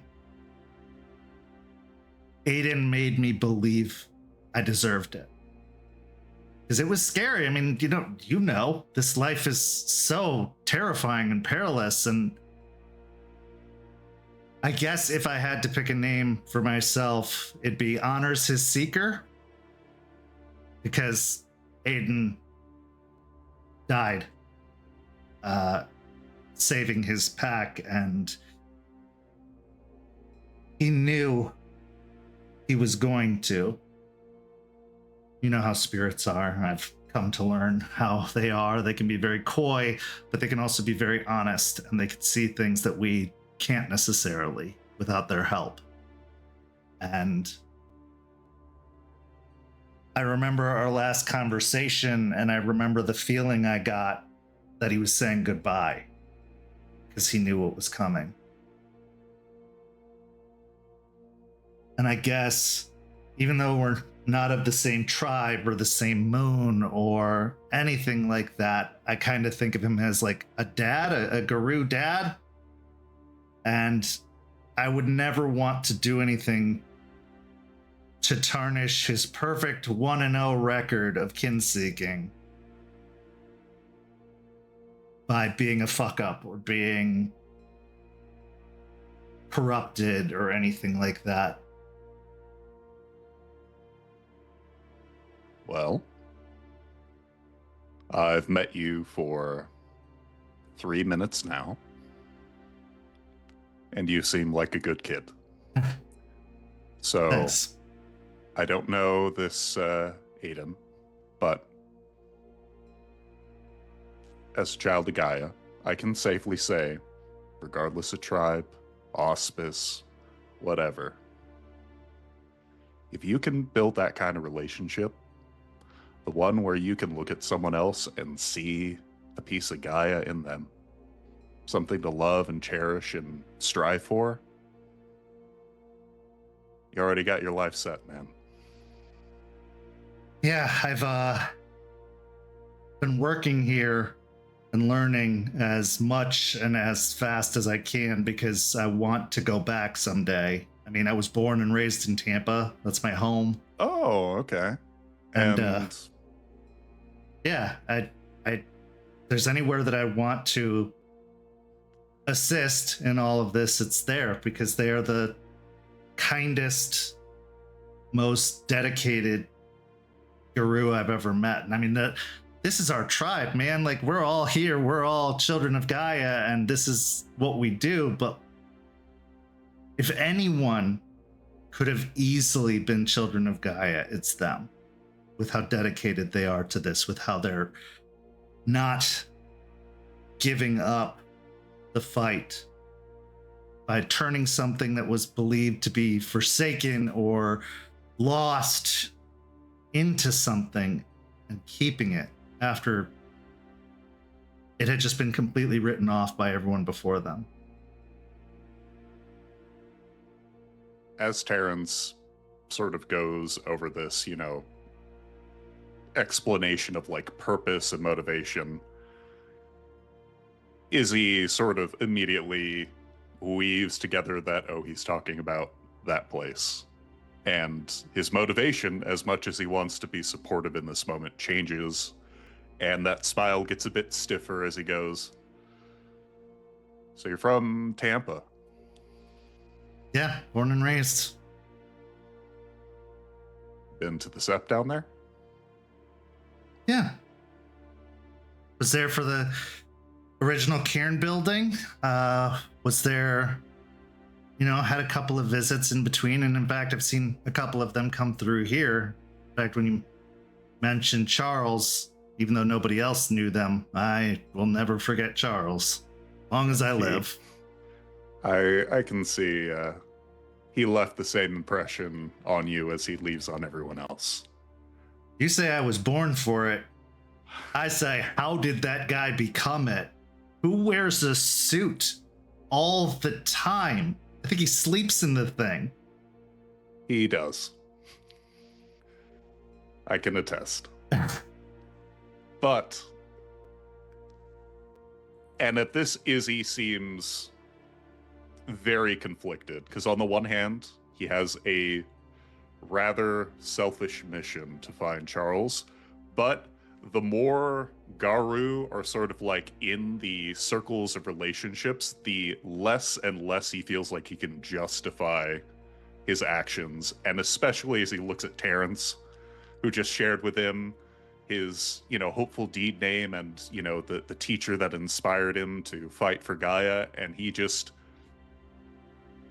feels that clench as he goes, yeah, why don't you tell me about the Sept, like the packs there? That I'm honestly very interested in some of the people that might be coming and going, because I've heard a lot of good things, but I'm also wholly unfamiliar, and, well, as I explained to your elders, I am on a pinpoint search for one Charles Albrecht. And they seem to know the last name, although a lot of people in the nation sometimes do, depending on where the Silverfangs get their hooks. Still, Terrance, I don't want to pressure you into sharing something you might feel is uncomfortable, but I would truly like to know. In fact, if you are looking for a homecoming, I'm in the mood for a travel mate. I don't exactly know where the Sept is. People are giving very general locations about lakes and this and that, but I've never been to Florida. I'm going to be honest. I don't know anything about anything. Well, So- Tampa's going to make it that much harder for you if you don't want to get lost, but And I can show you the way there. okay, But you got to understand, I'm from the streets, and you don't take somebody back to your mama's house without knowing why. You said you're on a pinpoint search. yeah.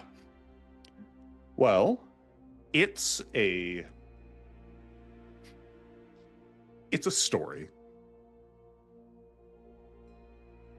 How much are you interested in knowing? Because I could be very brief about this. But if you want to... I only changed like a year and a half ago, and I've you had poor to hear baby. every Okay. lecture about spirits and what being a theurge is. If you think I can't be patient, you are wrong. So lay it on me. Okay. we'll start with the Arun angle. I don't know if you've had many experiences with the Arun side of the nation. Strength and glory and all that. A few of them have come through here. They definitely make their presence known, for sure. As you know, a Children of Gaia Arun is not your typical Arun. No, I found that out at the first Children of Gaia moot I went to.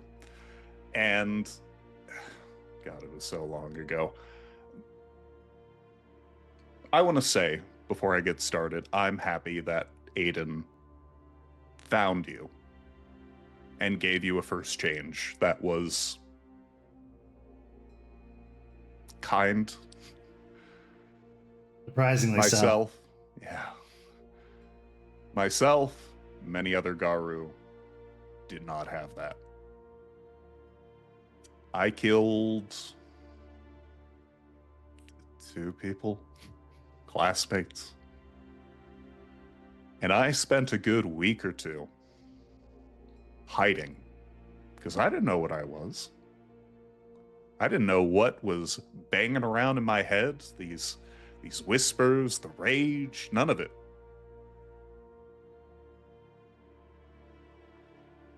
And the first pack that found me was not like Aiden. They saw me. They saw that I was an Arun, and they did as the old nation does. Now, I don't know if you are, well, you seem very athletic, but I did not used to look like this. And with that, he just sort of gestures at himself, the sort of like, tensed out muscle, a fighter physique. I used to honestly look more like you, if you can believe it, just a lot leaner. I was a runner. I did cross country. And that was not an image that the pack that found me was happy with. And so they toughened me up in ways that usually involved a lot of pain. And it was not a happy ride. But I don't want to dwell on that. In the introduction to the nation, I found other people that I could say for certain I cared about. Some of them Garu, but it was at a point in my life that I honestly thought about just dying. It's kind of hard to still talk about, but seeing you find purpose like that makes me feel happy and hopeful that in a world as corrupted by the worm, that there are still moments where you still feel like life means something. And wouldn't you know it, in that warmth of companionship, I found a pack. The Wicked Leaves. Not that you've heard of them. But No, too young for most of that. don't worry, very small. It was my first pack. And judging by the sounds of it, you haven't had the full Garu experience of fighting the worm. And so, as part of the pack, you will do things that are honestly insane. Just the degree of combat and danger that you are going to be subjected to. And as an Arun, we get the first taste of it usually. Yeah, And Aiden used to say first one in, last one out. Oh yeah. Well, on that note, one of our big missions was at a sketchy little biolab off in the middle of an underground bunker. And we cracked it open, and it was filled with Banes, and we had to get out. And true to Aiden's wise words, I was the first one in and the last one out. And unfortunately, that lab was built to withstand, I assume bombs, but honestly, probably Garu. And so there were a number of security protocols, including a massive blast door. The thing is designed to, I don't know, the sort of crushing power of a tank. And, well, last one out means you had to hold the door. And with that, he holds up his arms, and on both ends, there are these massive, just scars. Lost my arms. But the Garu way, the Arun way, sacrifice means you're one of the good ones. And so, by the time I healed and the pack had given pats on the back, we were happy for our next mission, you know, we really did some good, I get pulled. Much like you, I too have elders, and they said, we need you to go somewhere. I said, how long? They said, until further notice. And like the good little Arun I am, I said, okay. And I met a bunch of other Garu, who apparently also were, you know, up-and-comers, I guess. You know, they did a big thing somewhere, and at the end of it, we were under the impression that they wanted to make us a pack. Okay, maybe, you know, I did most of high school. Maybe it's like an AP course thing, right? Like the government, the nation has stuff like that, right? And so, long after I had chosen Unicorn, I did as a child of Gaia does. That's broach topics with my fellow packmates. We air grievances, we figure out personalities, and try to build a coalition. And, I mean, I don't want to take pride too much, but at the end of it, without much fuss, the rest of the Garu said, hey, Izzy, you should be leader. You brought us together. I'm like, okay, for the nation. And then 2 seconds later, a Silverfang, wearing a suit, walks in and says, I challenge you. And I don't know if you've seen Charles fight. I don't think I'd want to, from what I've heard. He beat my ass so bad. I didn't even know what way my tail was going by the end of it. And he did it in Glabro.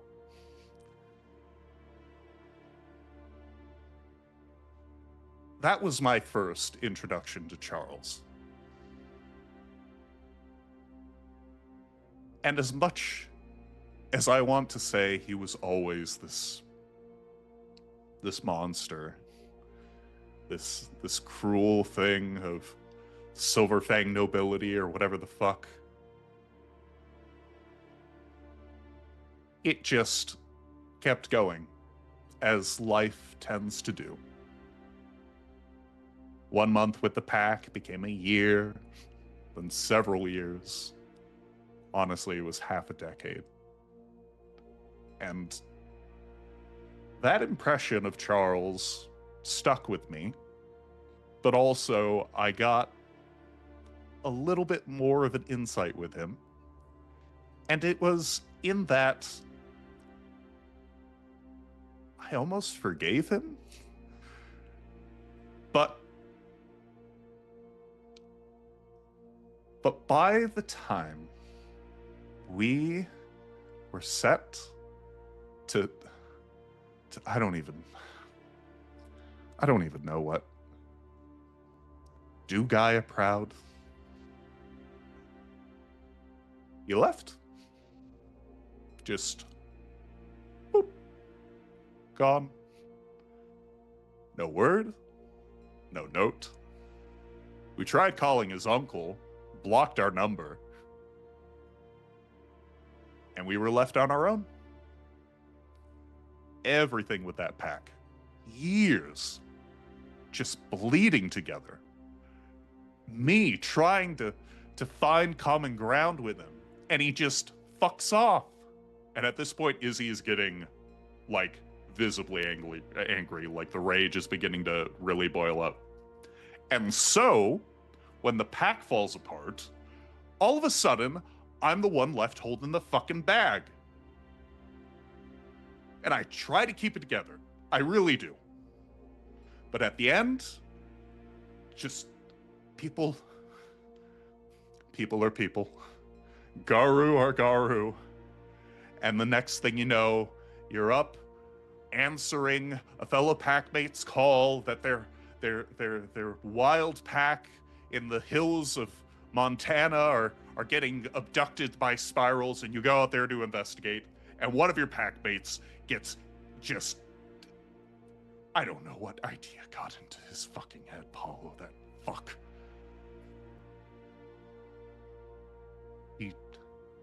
He betrayed us, led a bunch of Black Spiral dancers. One of our pack died, and from there, the pack was over. And to this day, and into the future, I blame everything on Charles Albrecht. I need you to understand, Terrance. I am not going down there to be nice or make friends. I am doing what an Ahroun has to do. And an Ahroun fights and they die. That's it. And if the pack's gone and I don't have anything else left, at least they're going to make a good song. Terrance has been quietly contemplating and listening very attentively to everything you have to say.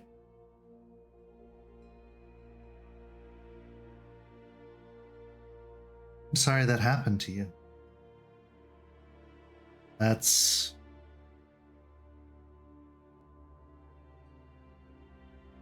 horrible. And I can see why you'd be so angry.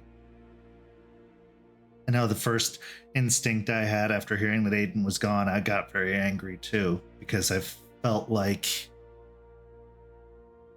if he knew, why didn't he say it? Why didn't he tell me? And maybe I could have done something. I should have done something about it.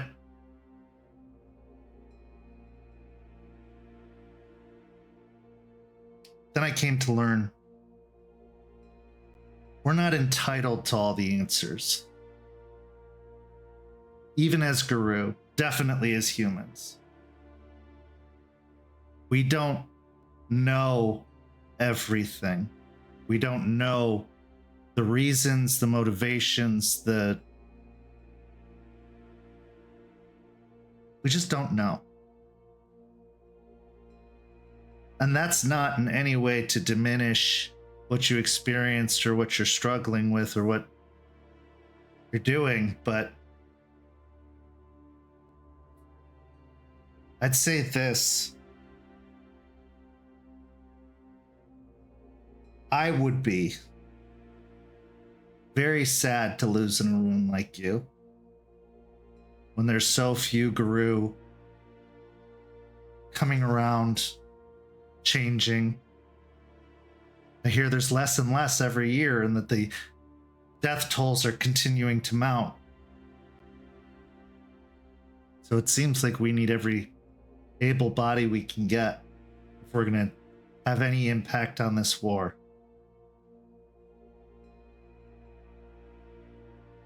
I'm not saying you shouldn't be angry. I'm not saying he can't be your motivation. But maybe just maybe, you can take some words of wisdom from a guru who just learned the difference between his ass and a hole in the ground, guru speaking.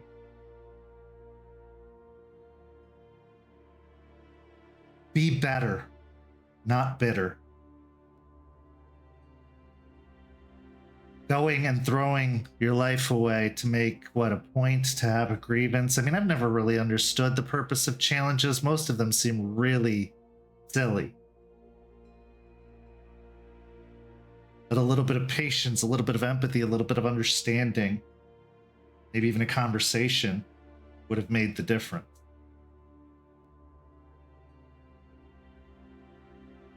But I also understand when someone's driven and set their mind on something. And if that's what you think is going to bring you peace and resolution and closure, who am I to tell you what to do? But what I can tell you is there's a lot of more deserving things to hit. A lot more battles to be had that aren't against one another. That aren't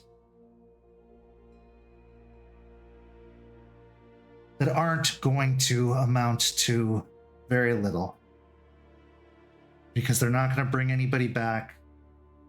They're not going to answer the questions that need answering.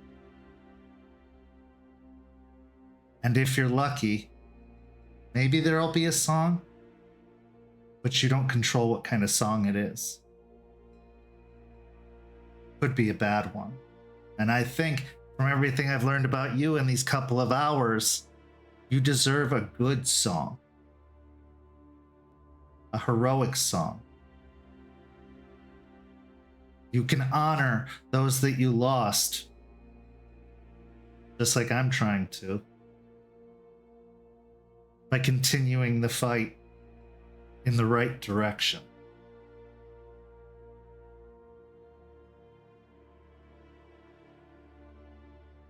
The last thing I'll say on this is, if time has passed, are you the same person you were right before he left? Because maybe he's not the same person you remember either. I mean, the suit, all that is still very much there, but I didn't get the Alpha Arun energy off of him. What I got was, I don't know, but he and Jester have something going on, even though they try to hide it. He and malicious Jester. Yeah.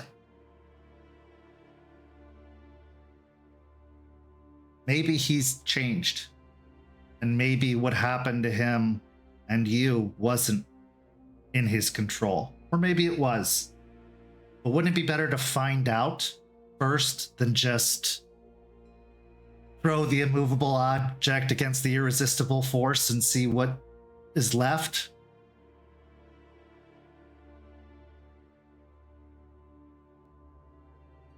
Just something to consider. Ours is a way of peace and understanding. Otherwise, we'd all be Fenris. That's the right one, right? The one that broke off and is causing all the problems? Okay, yeah. That's the one. Kent, Mhm. I don't know if anyone's ever asked this in this game before. Is there a roll you can make to convince Izzy? If you want, you can give me a wits and insight check, and I will use a set difficulty. And if you beat that difficulty, you can make up your own mind. You can stay stubborn. But if you fail, then yes, I will say that his arguments are very convincing. Yeah, I think that's going to be apt here. What is Izzy's rage right now? I would say probably a 3, as you were getting ramped up, reliving that story. That is a botch.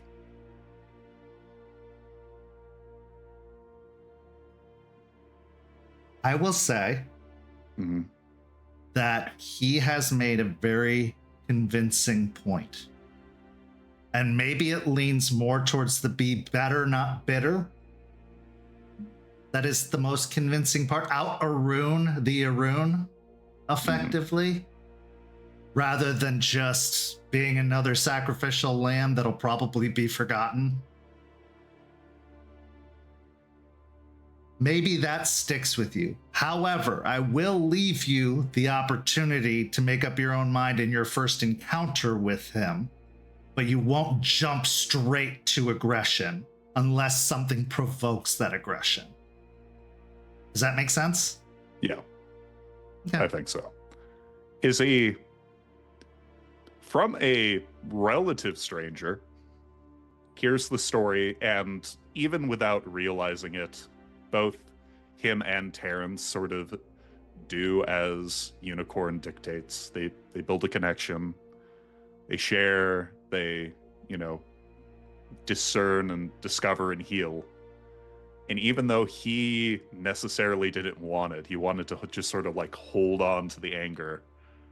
As Terrance finishes, he sort of looks down, sort of sifting one of the last bags of seeds before glancing at his arms. Wounds he got far before Charles, and perhaps in a long time remembers that maybe indeed there are things beyond hate. As he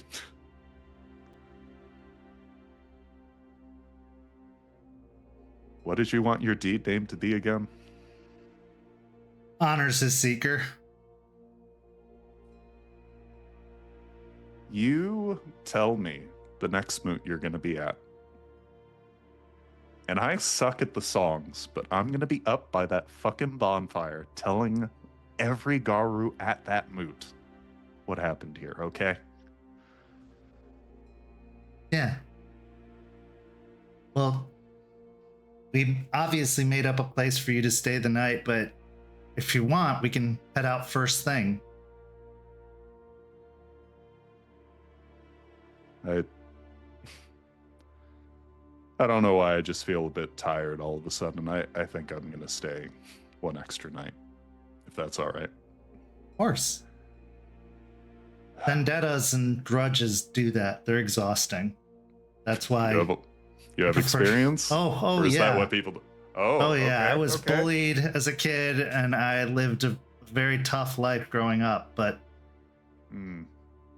I got to be better. I'm a guru. I'm fighting for the good of the planet.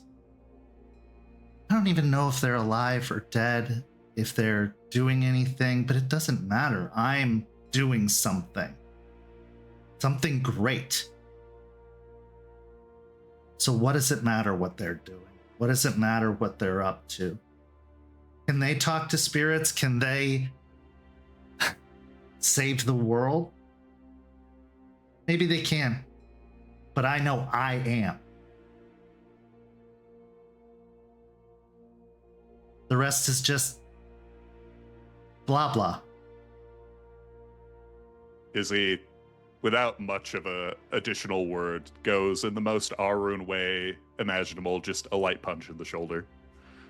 Despite the lightness of it, you can see that he does kind of recoil a little bit, but then just waves it off with a smile. You realize just how small he is, even for a guru. He is very kind of a little bit lanky, although it looks like some muscle has come in, probably from the training. And he's still a good couple of inches below 6 feet tall. But something about the way he spoke made him seem so much bigger. And not in an intimidating way, but in an almost wrap you in a hug kind of way, a bear hug kind of way. So as you go to sleep that night, you don't dream about what happened. You don't relive the past. You just rest. Dreamlessly, peacefully, in an almost rejuvenating way. For tomorrow, your journey albeit altered, continues. And with that, we bring this story to a close, but not without a few last scenes. Our first scene is Aspen. Aspen gets a text message on her phone. Text message is from Suni, who says, "Do you smell what I smell?" And then a like investigator emoji with the little eyepiece. The next scene is Izzy and Terrance arriving at a sign that's the Tampa city limits. After a couple of days of travel, they have returned home.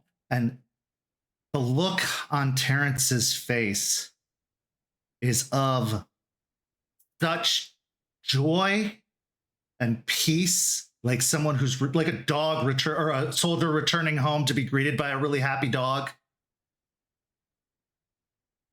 But also you could see a little bit of tinge of sadness, as this is the first time he's been back since. And home is ever evolving and changing, whether you're there or not. Our next scene is of Murphy sitting at his computer. You receive a message on one of the forums from the wolf that hunts sheep. And it says, "I may have some information from you. We should meet."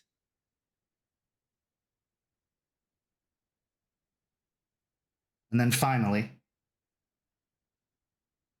Matthias, sitting in his hotel room on the phone. "I've told him several times that you want him to return home. He just ignores me every single time. I can tell him again if you'd like." "Oh, you're coming down. I'll make sure we have a place waiting for you." And then as he hangs up the phone, his eyes flash a red. And that's where our story comes to a close this evening. I know this was a mega session, so thank you all for sticking with us.